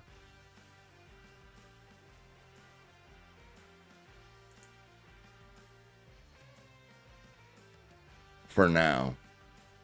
But they're still pricing in hikes by December. So, not great. It's the contrarian view, that's for sure. We'll see.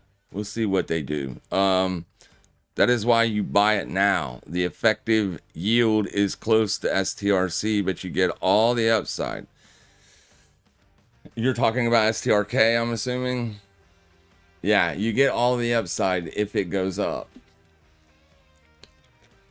That would be something that I would put like a small amount of money in.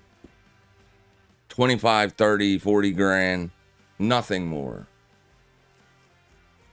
Once you start talking, quarters and half millions, I'm not putting that in the most uber risky asset class on the planet. Not when it's enjoying a nice 4% year-over-year return, right? I already put enough money at risk. I have multiple trading accounts, and so my risk appetite is completely good. You know what I mean? I've got the perfect amount of money at risk. Aggressive risk. What I did today, that's considered very aggressive, very risky stuff, right?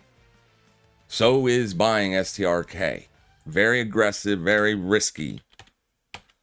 Not something you want to do with an ass load of money. Not if it's your nut. You know what I mean? The wad, your life savings. Some would argue that would be no different than, why wouldn't you just buy Bitcoin outright, right? Why wouldn't I just sink that money in, all of it, into Bitcoin? Might as well at that point. if I'm just trying to generate a small yield and let the money do nothing, I want to put that in a minimal risk product, not maximum risk.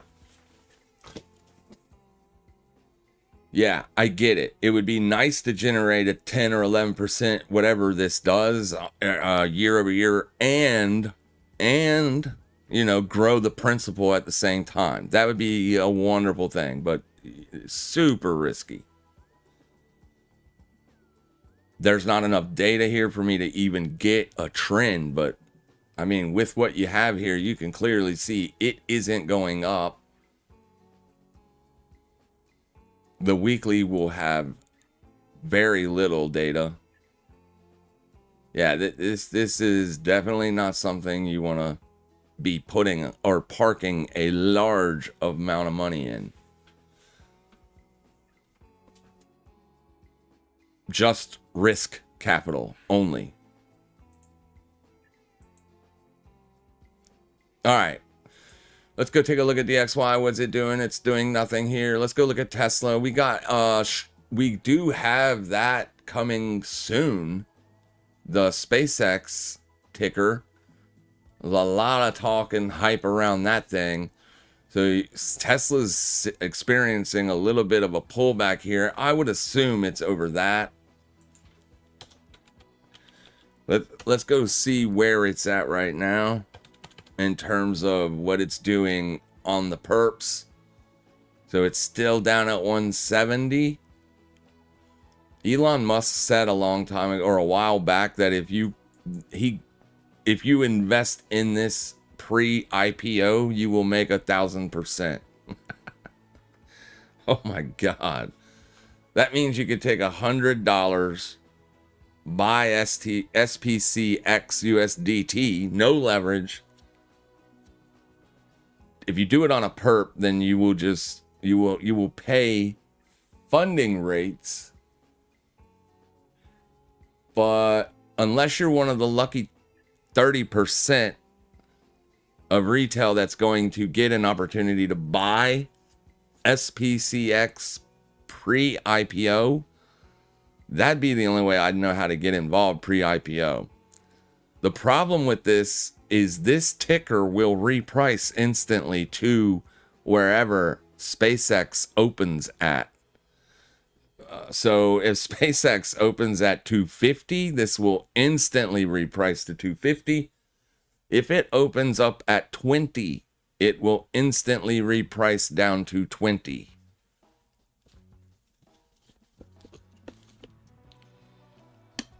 That's my issue with getting involved with it now. But taking $100 and just throwing it in there to see what happens, sure. I mean, 1,000x return on $100 is $100,000. Pretty nice. That man has turned a lot of people into rich people, though. I gotta say, I definitely want to buy some shares, just not gonna buy a lot and not on the IPO. I might throw a little bit of capital in like this, just as a pure gamble play with zero leverage on it, but yeah, I'll wait till it settles down and then I'll look at the paperwork. Right now, the paperwork doesn't really look great. He's literally combining two unprofitable companies with one profitable company. So SpaceX is profitable thanks to his internet. But X is not profitable, or X Twitter or XAI, whatever. And then the other company, those either one of those are profitable. So he's looking for a $1.5 trillion valuation, and you can't get that even if you be nice, right? Even if you're nice and you look at the numbers will put you at about, like, being extremely nice, 400 bill. So there's a chance this goes much lower. But it's a gamble. It's a pure gamble. There's no edge in it at all. No technical edge, no macro, no edge. Pure gamble. Crazy. It's been trading nicely though. Like I can definitely see, looking at this chart, I can definitely see some opportunities for scalps and whatnot. It's been doing pretty good. What day is it? It's the... I thought it was... No, that's not the 14th. Is it this week? Next week? When?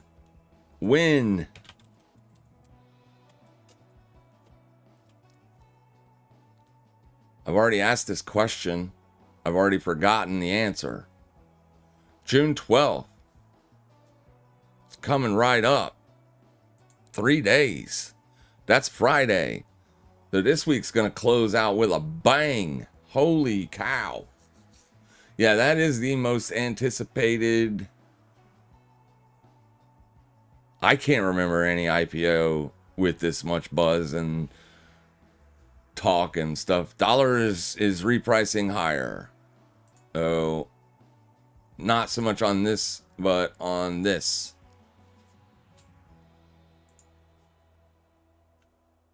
The dollar is breaking out here. It's so hard for me to buy this product. There was no real good edge to buy here anyway, as it was so far above yesterday's high. I would have had to take it based solely on intraday stuff. And that wick got a little bit too low, but it still could have been taken, I guess. That's probably good news on the euro short, as it is starting to back off a little bit. Probably not good news on silver and gold.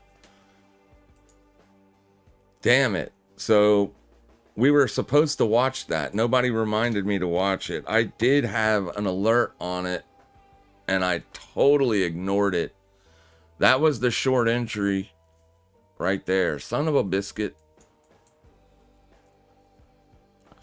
It's just pure edge, guys. That's it. You don't have to be a rocket scientist. It's so simple. If it fails there, we'll short it. Boom. Straight down. That's where you take profits. And just repeat the process. So very easy. You want to do it, especially when you've had a couple days of sideways, or at least a day of sideways. It's a beautiful thing. It'll probably bounce now that it's liquidated Monday's lows. Who knows?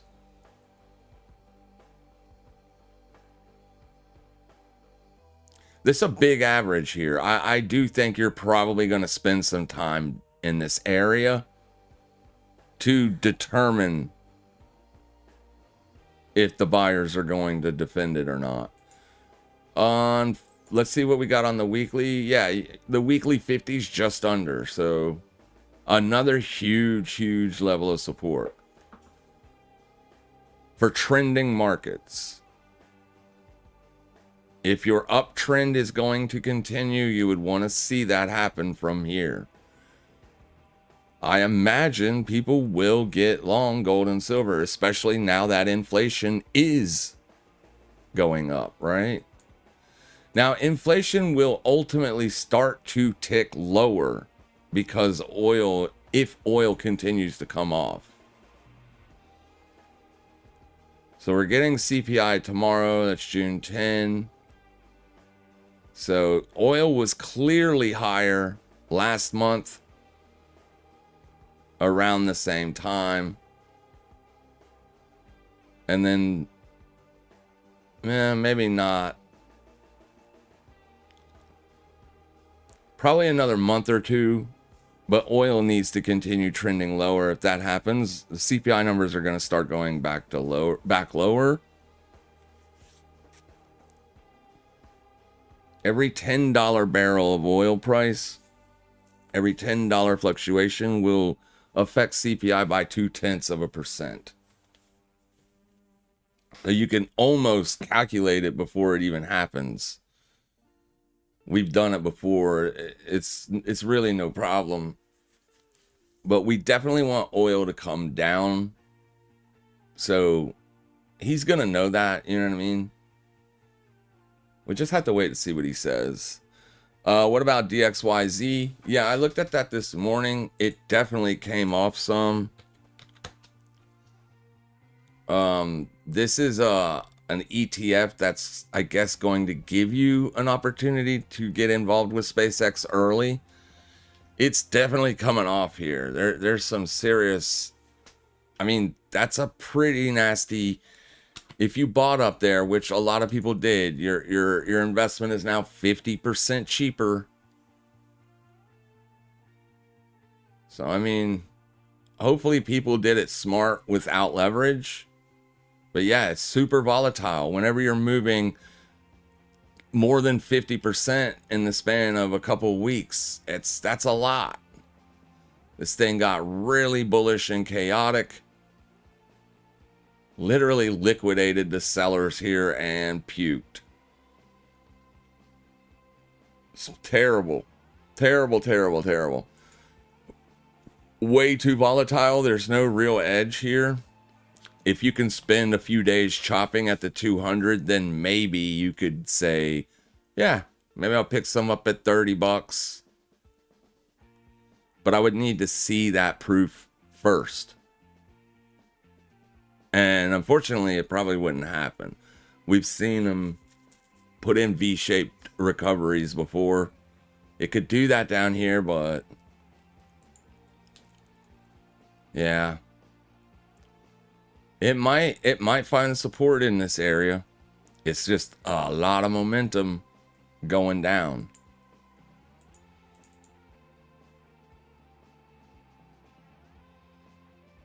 You're definitely going to want to see the bulls defend the 40 if they can.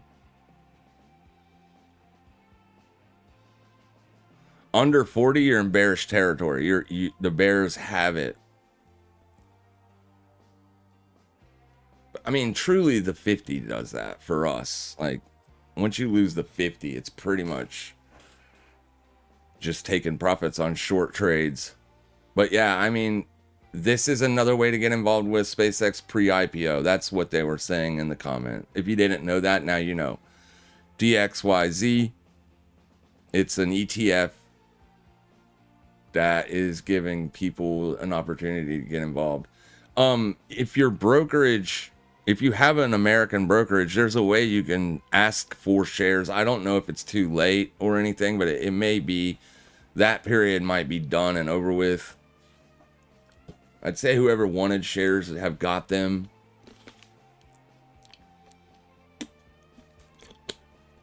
There's other rules that go in with that too. There's lockout periods and things like that. So just make sure that you are fully aware as to what you're doing if you're asking for shares for SpaceX. Just make sure you're aware of all the risks. Always be aware of all risks. Investing is risky, especially in volatile assets. And this is a volatile asset. NVIDIA has ticked down to daily support, so I'm interested to see what it does here. If it can hold here, I'd be interested in picking up some for a scalp. Today, if it looks like this going into late session around end of day, I'll probably buy it. If it's much further under 205, I won't, because that will be a breakdown. But if it can hold this area, this price, if it can stop going down after it gets there,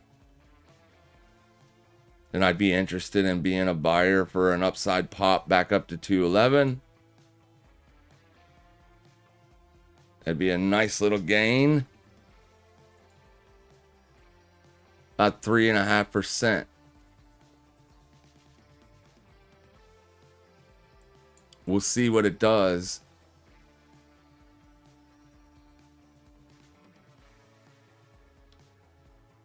It's very interesting. You're testing the 50-day exponential here. So this is a very important level here. If it can hold, I definitely want to get involved.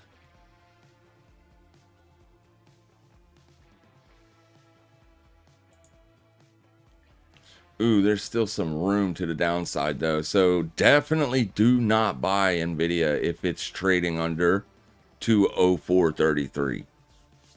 Because it can go all the way to 197, if not lower. The next liquidity point would be 194.70.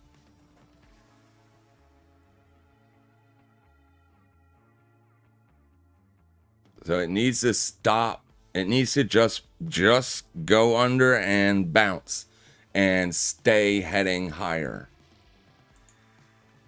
I don't want to see chop.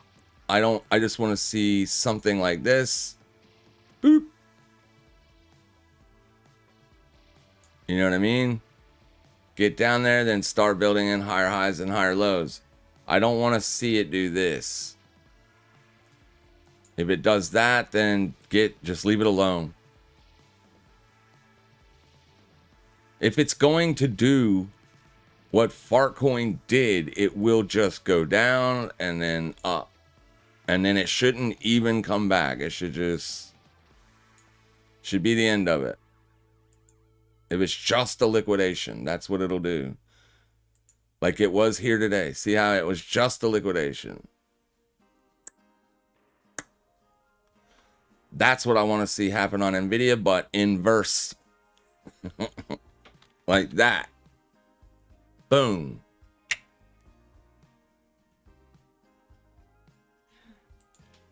Same thing.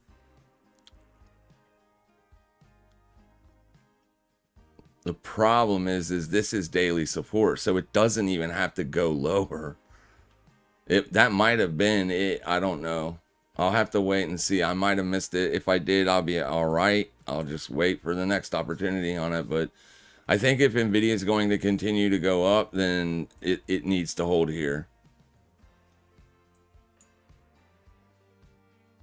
As you liquidated this low right here, right there. So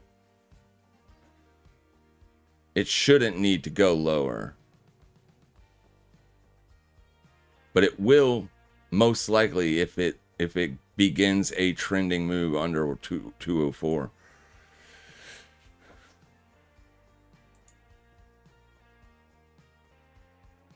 You can already see buying pressure starting to show up here just in the last hour and a half.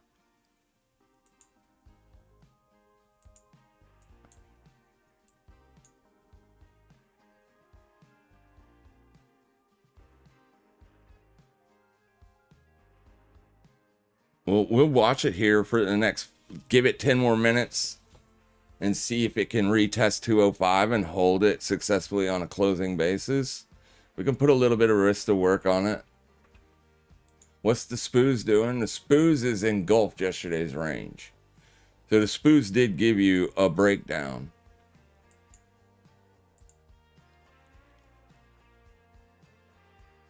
You've taken out yesterday's low. This is a bearish engulfing candle.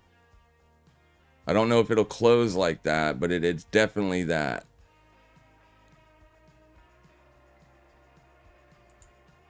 There's some risk out there today.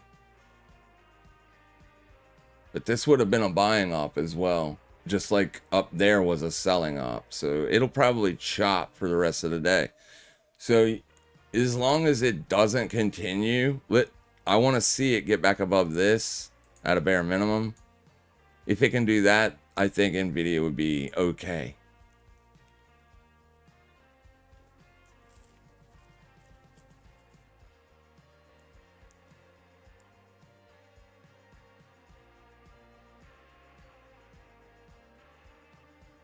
This is very similar to what Bitcoin is doing too.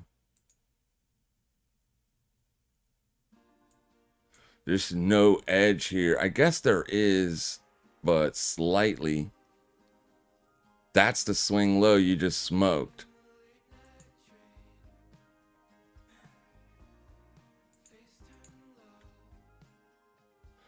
It just repriced down there every 5 minutes and hit that, and that's where it's bounced from.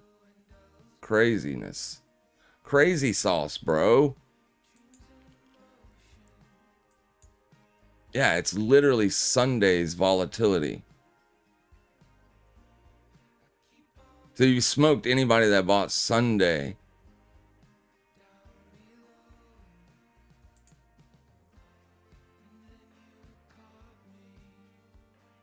Everybody that bought Sunday is pissed off now.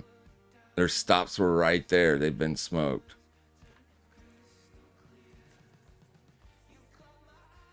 Still too much momentum, and it's a random, it's not a daily level. I guess that would be a daily demand test, wouldn't it? Close enough. Damn. If it quits going lower, I'll try to put on some more risk later on. I think it's way too early. There's still way too much momentum in this. This thing's going to close in 47 minutes. As long as it doesn't close under this, I could make that argument. I don't love it.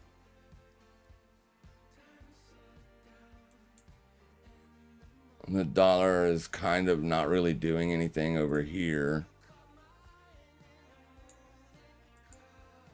It is doing something over here, though. As long as this trend is still intact, it's very difficult for me to want to be a Bitcoin buyer. You feel me? Obviously, the dollar bears are off sides. And Friday told you that. Like, hello. Friday said, what's up, bears? Kaboom. It didn't even, April's Open didn't even slow it down.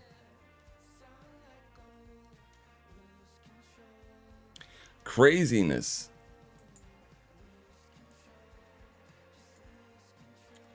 Let's go look across the tech board real quick. NVIDIA, while NVIDIA's doing its thing, everything's red. Google's up slightly, but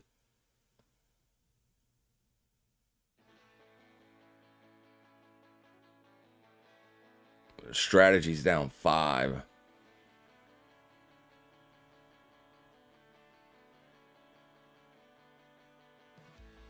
Even Walmart still has not recovered, huh? Walmart is at an area that it could recover from. That would have been the buying op today on Walmart right there.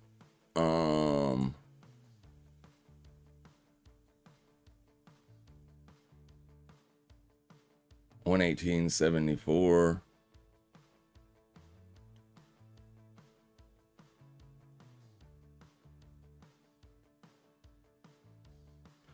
What's O'Reilly doing?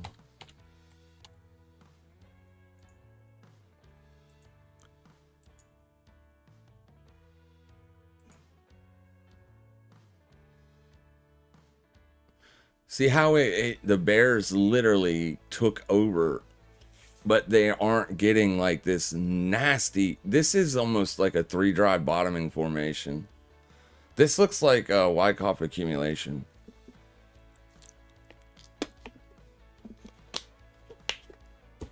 It's still too risky to buy because you're under the 50-day, but it looks like the 100 on the weekly is what basically caught it and held it up. You put in a bear trap right here. Little bit of weakness at the beginning of the week last week, but it closed up strong. This week was a midpoint test and is heading in the opposite direction. I would say you do have a near-term local low in here, but there's so much resistance overhead. It still makes it risky. If the next leg lower is a higher low, I might be interested in picking up some O'Reilly shares for the long-term hold. I mean, this looks like accumulation.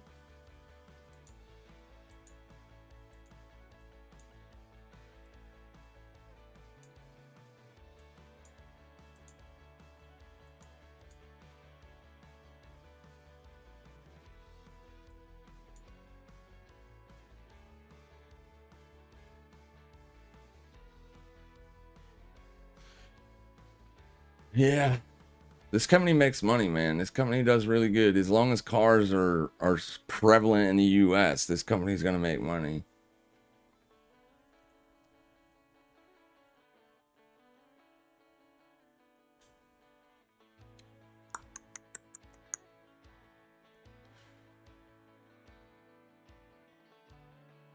I'm gonna have to give it some time. There's no obvious thing to watch here. It's above everything that I would be looking at. Well, I have to wait till next week. If next week can give me an opportunity at 88.30, I'll take it. Depending on what this week closes. If this week closes under 88.30, then no, I don't want it. But if it closes above, you're about to take out last week's high already. So that's a good sign. I'd want to see that happen. And then if it finds a little bit of resistance up here, next week comes back down into here and then gets faded, I would also fade that.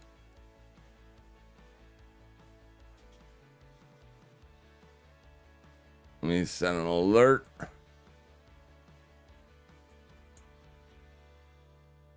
That's for like a long-term hold though. Obviously, I'll mitigate that risk with lower stop loss, but this is not going to be a scalp or anything. O'Reilly's a nice long-term slow moving add to any long-term portfolio. Generally speaking, anytime you get a correction, it's not really, I mean, it's a correction, but I would love to get it at oversold if possible. But sometimes you just don't get oversold.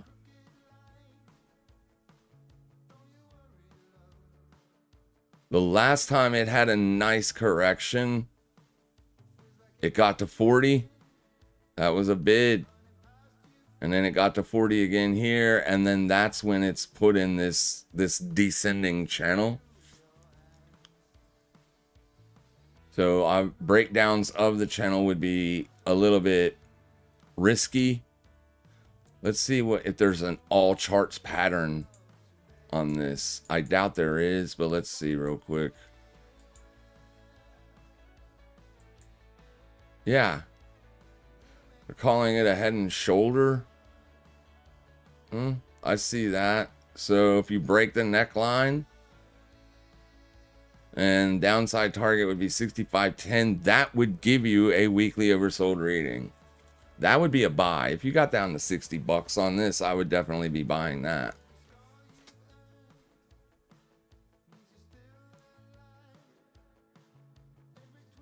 But you also have a falling wedge in here that has an upside target. And then I can't see what the green is. I don't know what they're saying that is. Doesn't really matter. I'm not a charts pattern guy.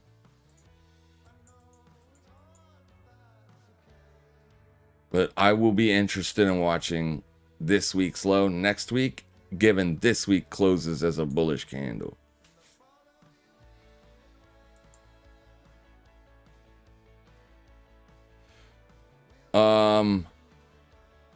Let me see here. Let me read some more of these comments. Cabby says BTC is low. It may go lower if it drops again. Dollar cost average STRK for a higher effective yield. Okay, that's what we read. Cab STRC is a clean, safe bet. Yeah. Quotations marks around the word safe. For sure. Absolutely. Quote unquote safe. Yes, it's better. I agree. I sincere. Okay, we read that. I read that. Are you getting involved in SpaceX? I am, but at a later date. I'll throw a little tiny itty bitty chunk of money, like just to gamble with it. I have already scalped it on the Weeks platform once or twice. So I have already been getting involved in it. I just, in terms of like buying some shares to hold long term, yes. I just don't know about while the hype is all up in arms. You know what I mean? That's generally not always the best time, but it could be, right? Because what if it just skyrockets? I don't think that's what's going to happen, because a lot of macro analysts are like not really into the SpaceX IPO, and then you have some that are. So it's almost a preference stock at this point. Do you believe in Elon or don't you? I do. I mean, obviously the man has a really good track record in terms of taking public companies and making good money for investors. So yes, but right off the rip, am I going to go in balls deep? No. I'm going to give it some time. I'll throw a little bit of money in it for the gamble, obviously. But for like a serious investment, it will be later. All right. AMC is mooning. Or at least rockets. I haven't looked at AMC in so long. I didn't know it was still trading, to be honest with you. Hey, yeah, it looks like it's found a bottom. So I don't know what they've done to change, but I love movies, and I would hate to see movie theaters go extinct. I really would. But at the digital age, man, it's going to be hard for movie theaters to compete. I really believe that, with the fact that you can buy it and watch it at home and for cheaper. Like you can pop your own popcorn and all that jazz with TV technology the way it is now and sound bars, and you get almost the same effect as you would at a movie theater anyways. I don't own it, but it looks like it's $1.93. That's rough. That's rough. And that's from a reverse split too. Oh, that's bad. That means anybody that invested way up here has lost essentially 99% of their investment. This thing, I don't know why it isn't bankrupt yet.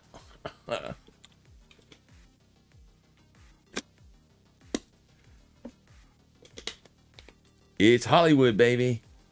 I love movies. They just haven't made really many good ones lately. But yeah, that's a good look. See if it can continue to do that. It hasn't really done enough yet, I'd say, for big money to get re-involved or new money to get involved. At this point, it's a pure speculation play. Cheap buy. It's not super volatile. Maybe you do ultimately get a nice pop. What's the short float look like on this? Curious to see. Pull up Invis real quick. Let's get a good check there. It's got a super high short float. I doubt it does, but if it did, it doesn't. It's 11%. If it was like 30 or 40, I would probably buy a few shares just for the near-term squeeze, but you don't even have that. It's just a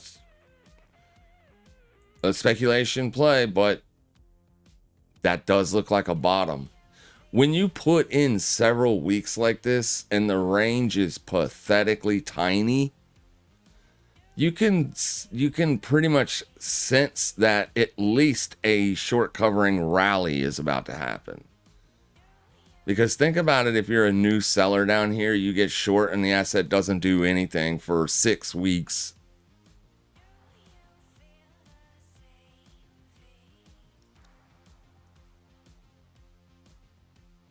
I guess they weren't that small. They were pretty much,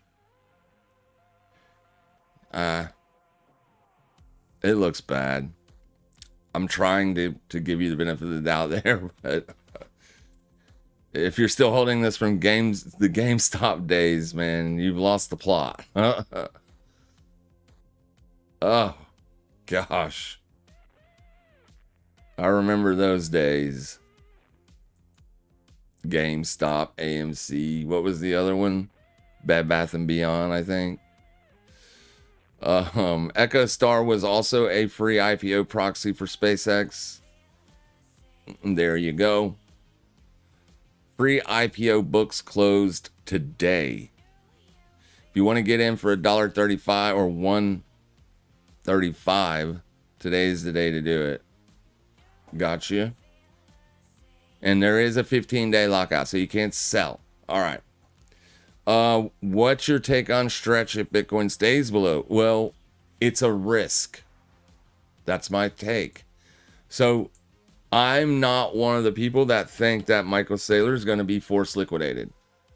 I'm going to go ahead and say that right now. I do not believe that's going to happen. I believe I believe the people that think that are probably on the wrong side of the market. For you, if you're an Uber bear down here at these prices, you kind of are, you should be taking profits if you're a bear. You should have been a bear for a long time. You should be unwinding that pretty damn soon. Whether if you got bearish because of the 4-year market cycle theory or whatever. If you're a Peter Schiff kind of bear, then we really don't care. Peter Schiff is probably wrong. He's a boomer. And boomers tend to be wrong about technology. I would say he's wrong about Bitcoin long term. I really would. If Bitcoin ever becomes what it was designed to become, Bitcoin will be trading for millions of dollars per. Right now, between an estimated 200 to 400 people own Bitcoin. If you get anywhere above $1 billion, Bitcoin's trading for multiple hundreds of K. Like, it's crazy where it goes. There is so much of a short built up potentially now to where we could absolutely see Bitcoin rally the way it used to. Because of the supply shock and everything else. You also take into account the neutral real rate and other factors. If rates start getting cut, that would be another really uber bullish factor.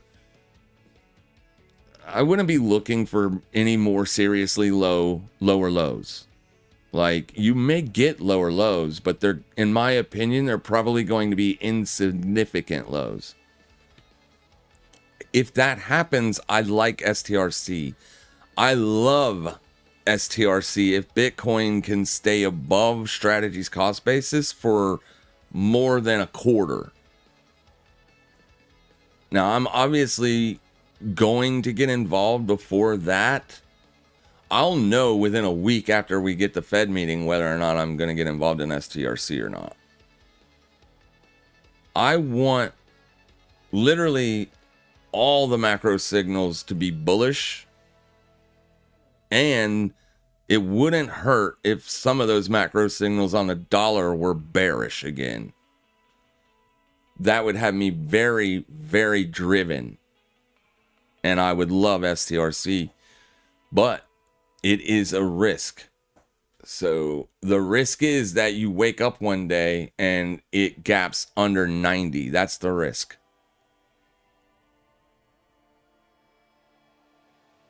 Right? That's the risk.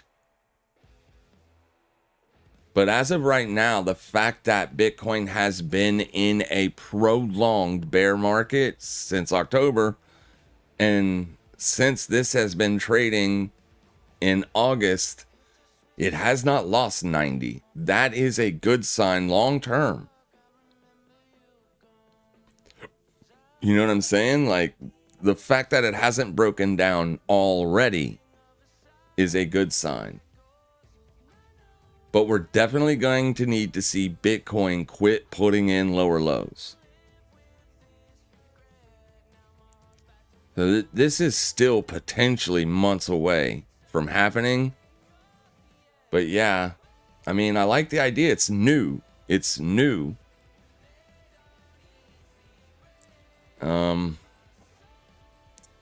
I like it. It's still very risky. It's not a safe. It'll be safer like 10 years from today. If it lasts, right?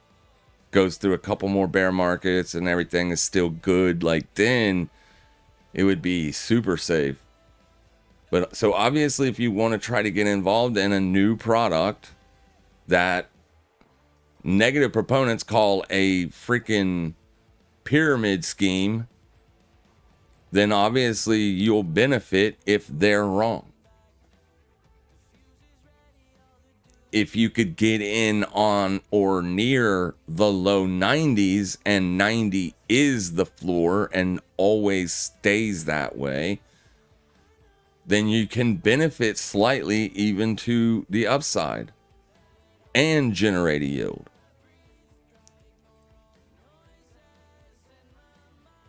It's not it's not some, for people that are in money market funds, obviously 11% sounds too good to be true.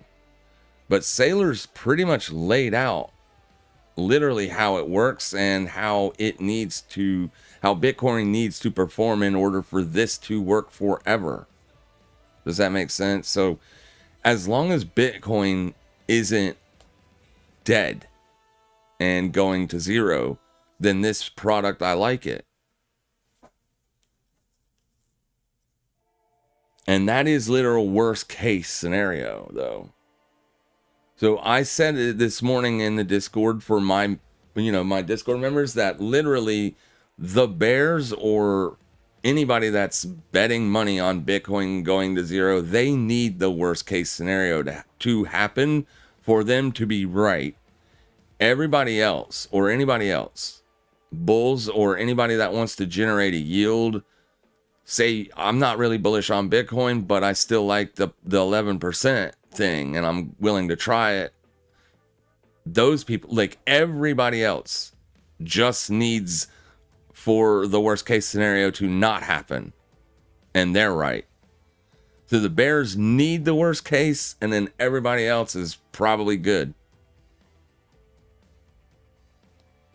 The extremes are those are the ends of the bell curve that you guys want to stay away from. Extreme speculation, extreme bullishness, and extreme bearishness.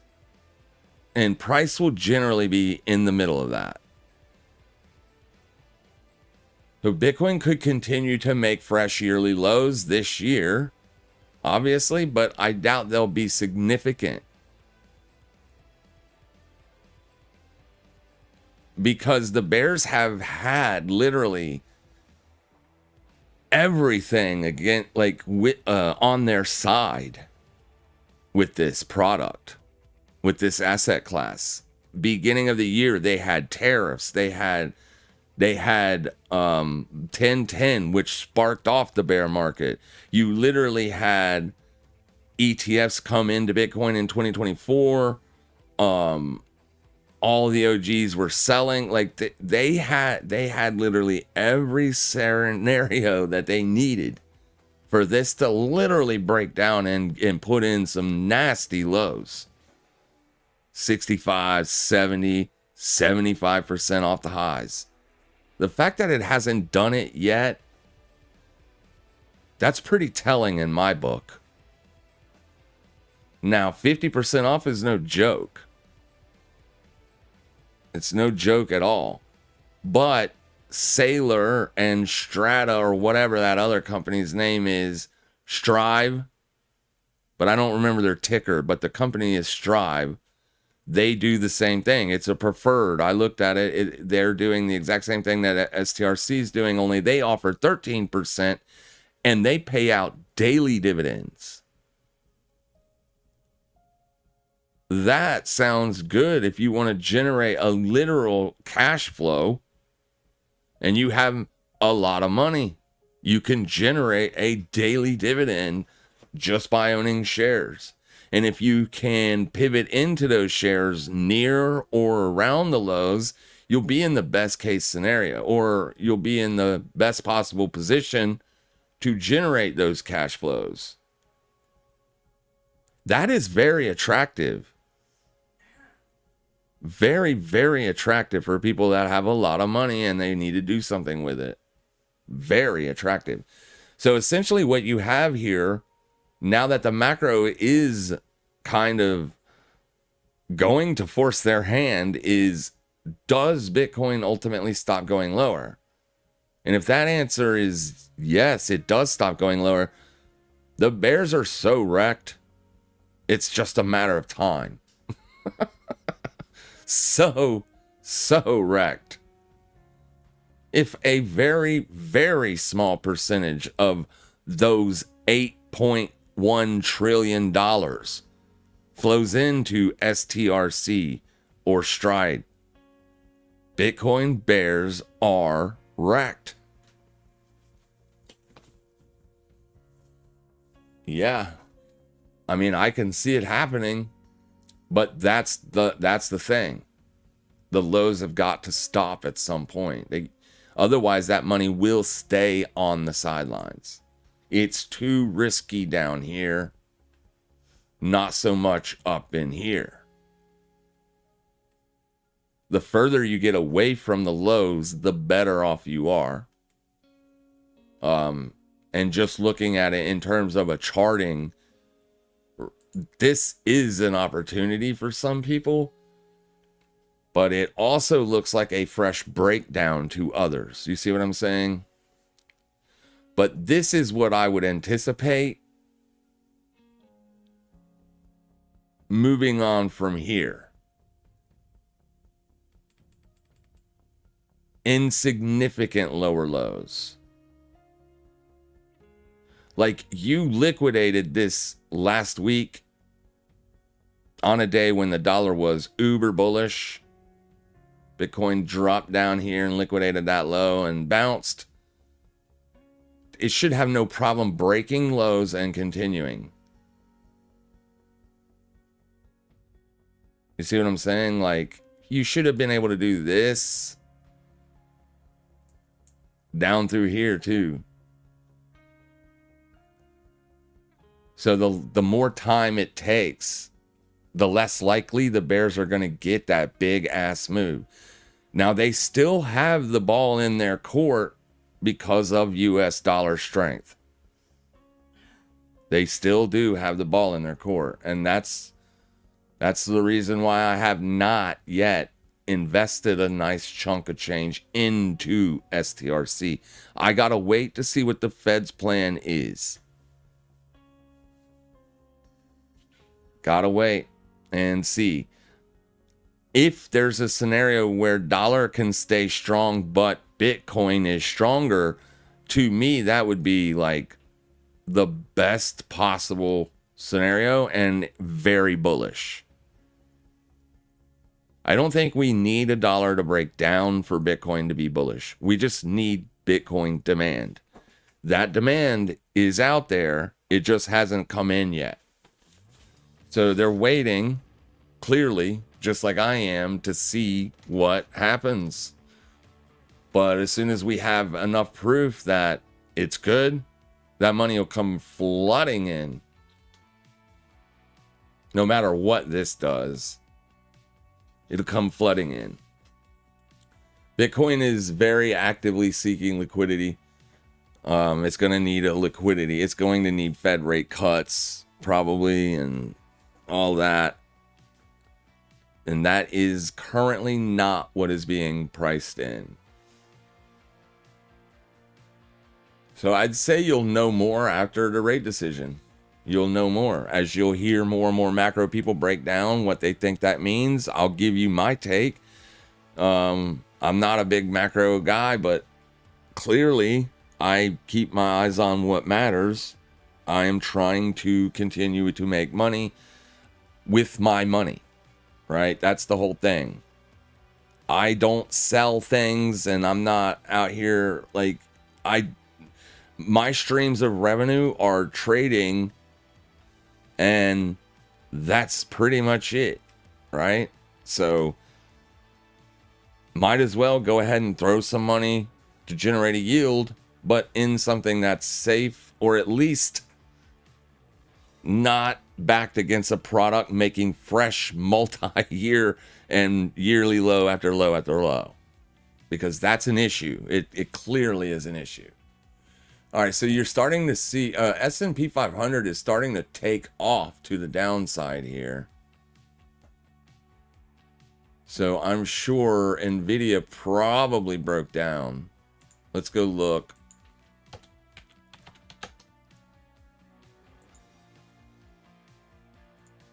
Yeah, we're under.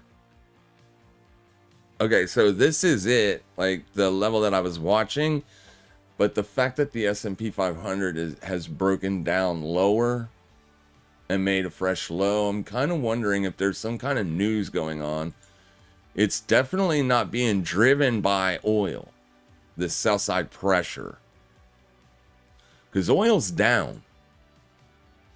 It's not trending, but it is down.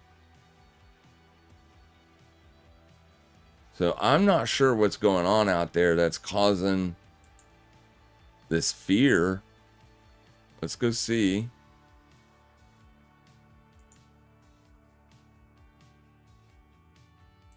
I don't know. That's not going to be it, but I want to see his page. Or their page. I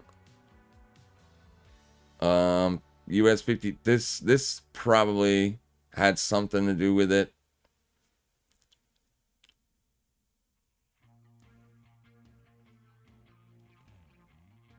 And it looks pretty similar. It's less. It's a little bit less, so that's probably not good.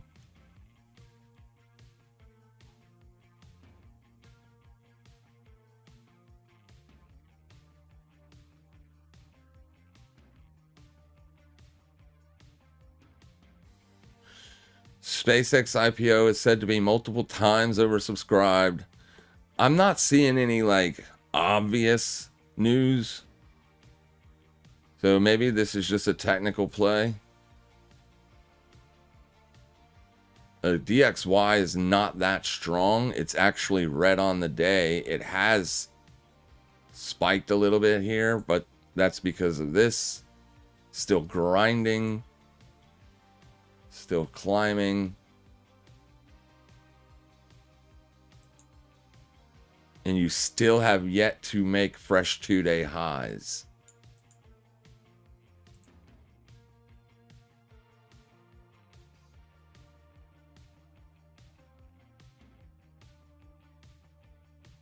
Now, literally, all of the retail shorts are stopped out.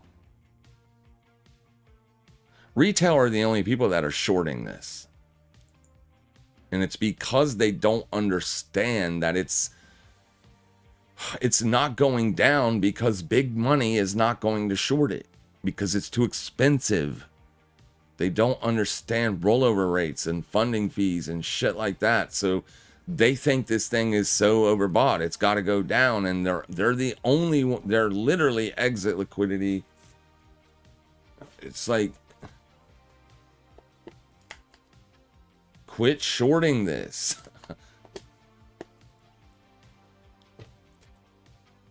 Just quit. Stop it. If you short this, you're going to get killed on direction and overnight rollover fees. Right here, guys. This is I have money here, fx.com. If I want to trade USD JPY, this is on 10,000 units.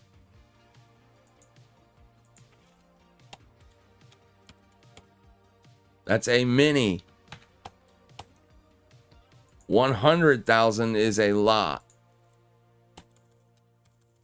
One lot. Okay, so on 10,000 units, that's what you're paying, or you're getting paid. 50 cents per 10,000 units. So that's $5 a day for a one lot. $5 a day doesn't sound like much, I get it, but imagine if you're in control of $6 billion. Are you going to pay $1.16 to hold a short if you're literally getting charged that much money every single night? So big money can't scalp. They can't jump into a $6 billion short position and get out 25 pips later. The only people that do that are retail clients. Big money don't do that. Big money builds in positions for the long term, for the quarter holds. So even if you are at the top and you are saying big money's going to build in a short and it's going to roll, no, they're not.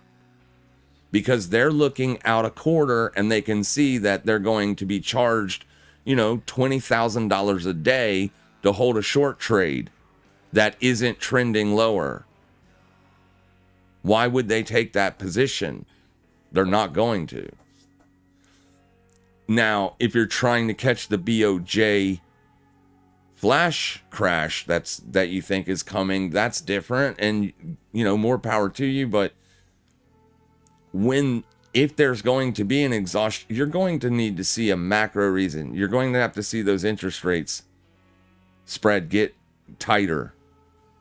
Those fees have to come down for big money to even think about shorting this. And it's not really shorting it. It literally means you're getting long the Japanese yen, right? That's a short on this because it's a pairs trade. It's a foreign exchange trade.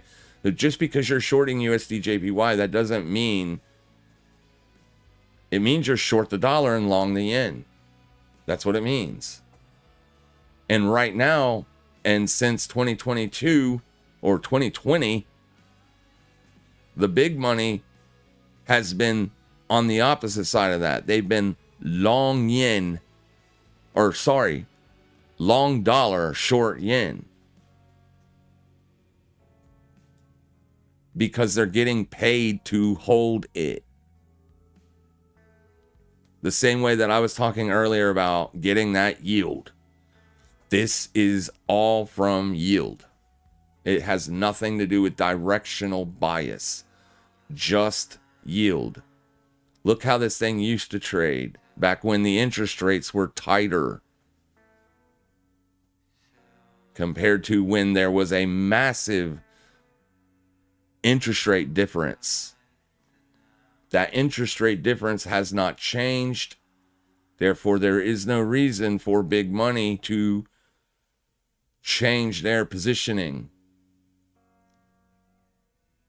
Please be careful if you're shorting this.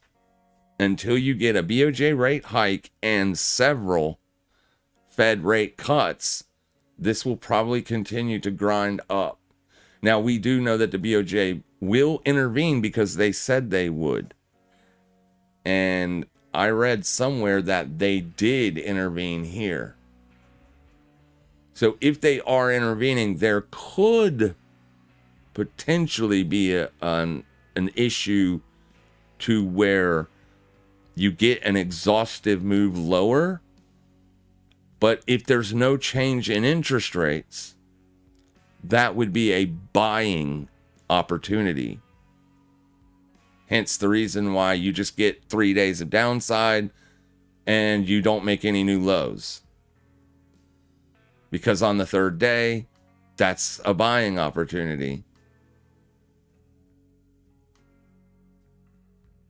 It won't be until we get an exhaustive move out of this region and then see continuation that we'll know, okay, now maybe that the exhaustion trade is there.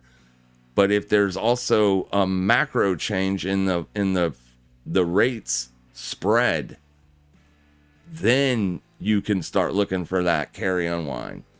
For right now, it just ain't on the table. We were looking for plays against the dollar, and so far what I found is the best or cheapest route to go if you want to be short USD, would be on Aussie dollar.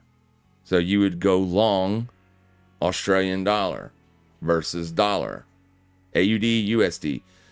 But the Aussie currency holds no weight inside the DXY basket.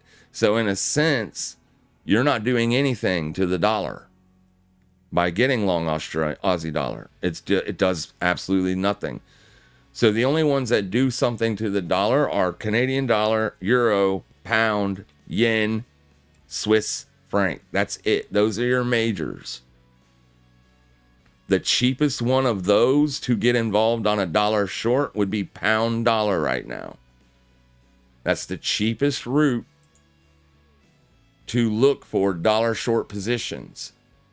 So if you start to see, you still have to pay to hold the short. You're still going to pay, but it's way cheaper. You're only paying 44 cents instead of $1 or $1.50. So this would be the best route. So if you do start to see some strength on pound dollar that is unexplainable elsewhere, like because of a macro scenario, you just randomly start to see strength on GBP USD, but not on, say, euro or anything like that, then you can make the argument that some big money is getting involved in a dollar short position over here, where there's a chance that a breakout were to happen. If they could get a trending move out of it, it could justify holding that or building in a short dollar position over here. Right now, you are building in higher lows on the long term. So you definitely want to see that stay the trend, right? And so far, so good. It's just right now, it's kind of showing the opposite, like resistance coming down lower. So you kind of we won't really know for sure what's going on here until we get a breakout one way or the other. But if you are looking for longs, prior day lows. That's all I got to say. Tomorrow, if you get down to 133.367 and it holds, then you could be a buyer there, as it wouldn't cost as much as if you're just trying to go straight short USD JPY. Just be careful. Right now, we're waiting on the Fed. The BOJ is supposed to hike. That is what is being priced in. Let's go make sure. So we need the 16. So right here is the 16th. Balance of trade.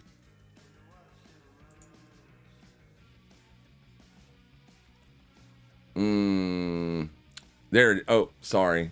It was one above me. What just happened? Son of a bitch. What is this?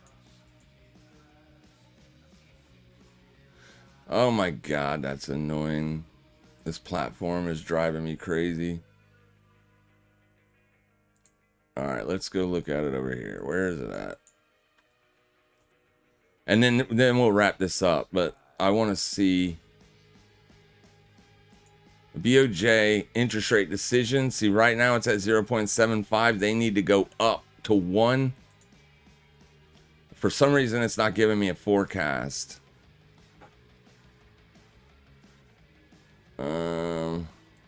I'm almost positive that's what.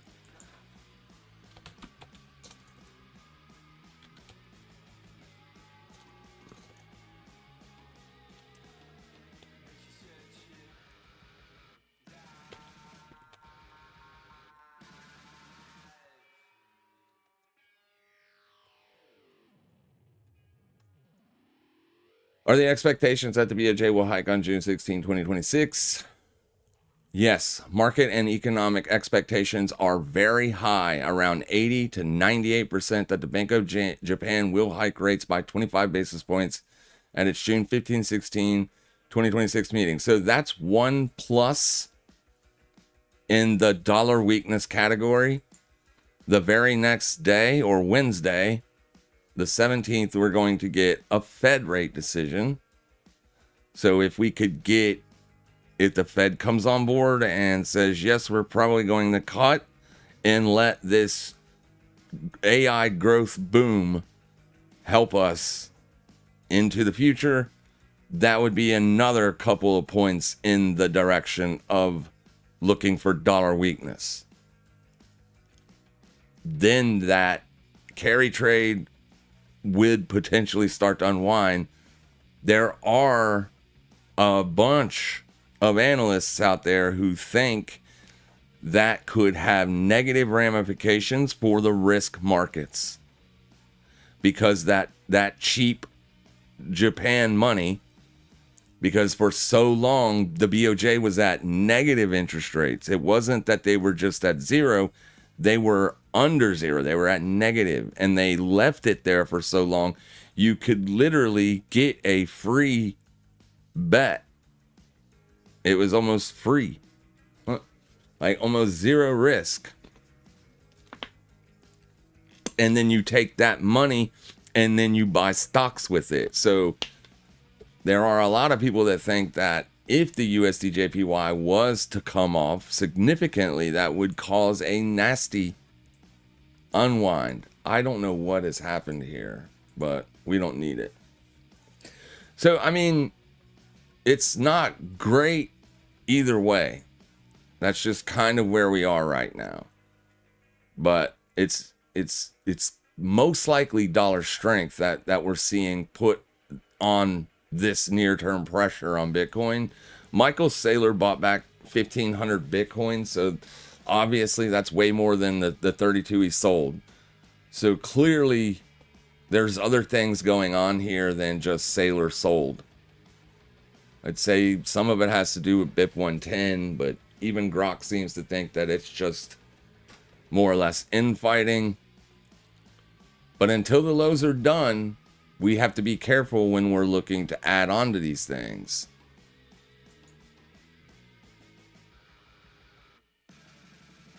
Oh, I was about to say, what the hell happened to this? I'm inverted. So there you go. So our short on Fartcoin is paying the bills today. I got to take profits on the oil short.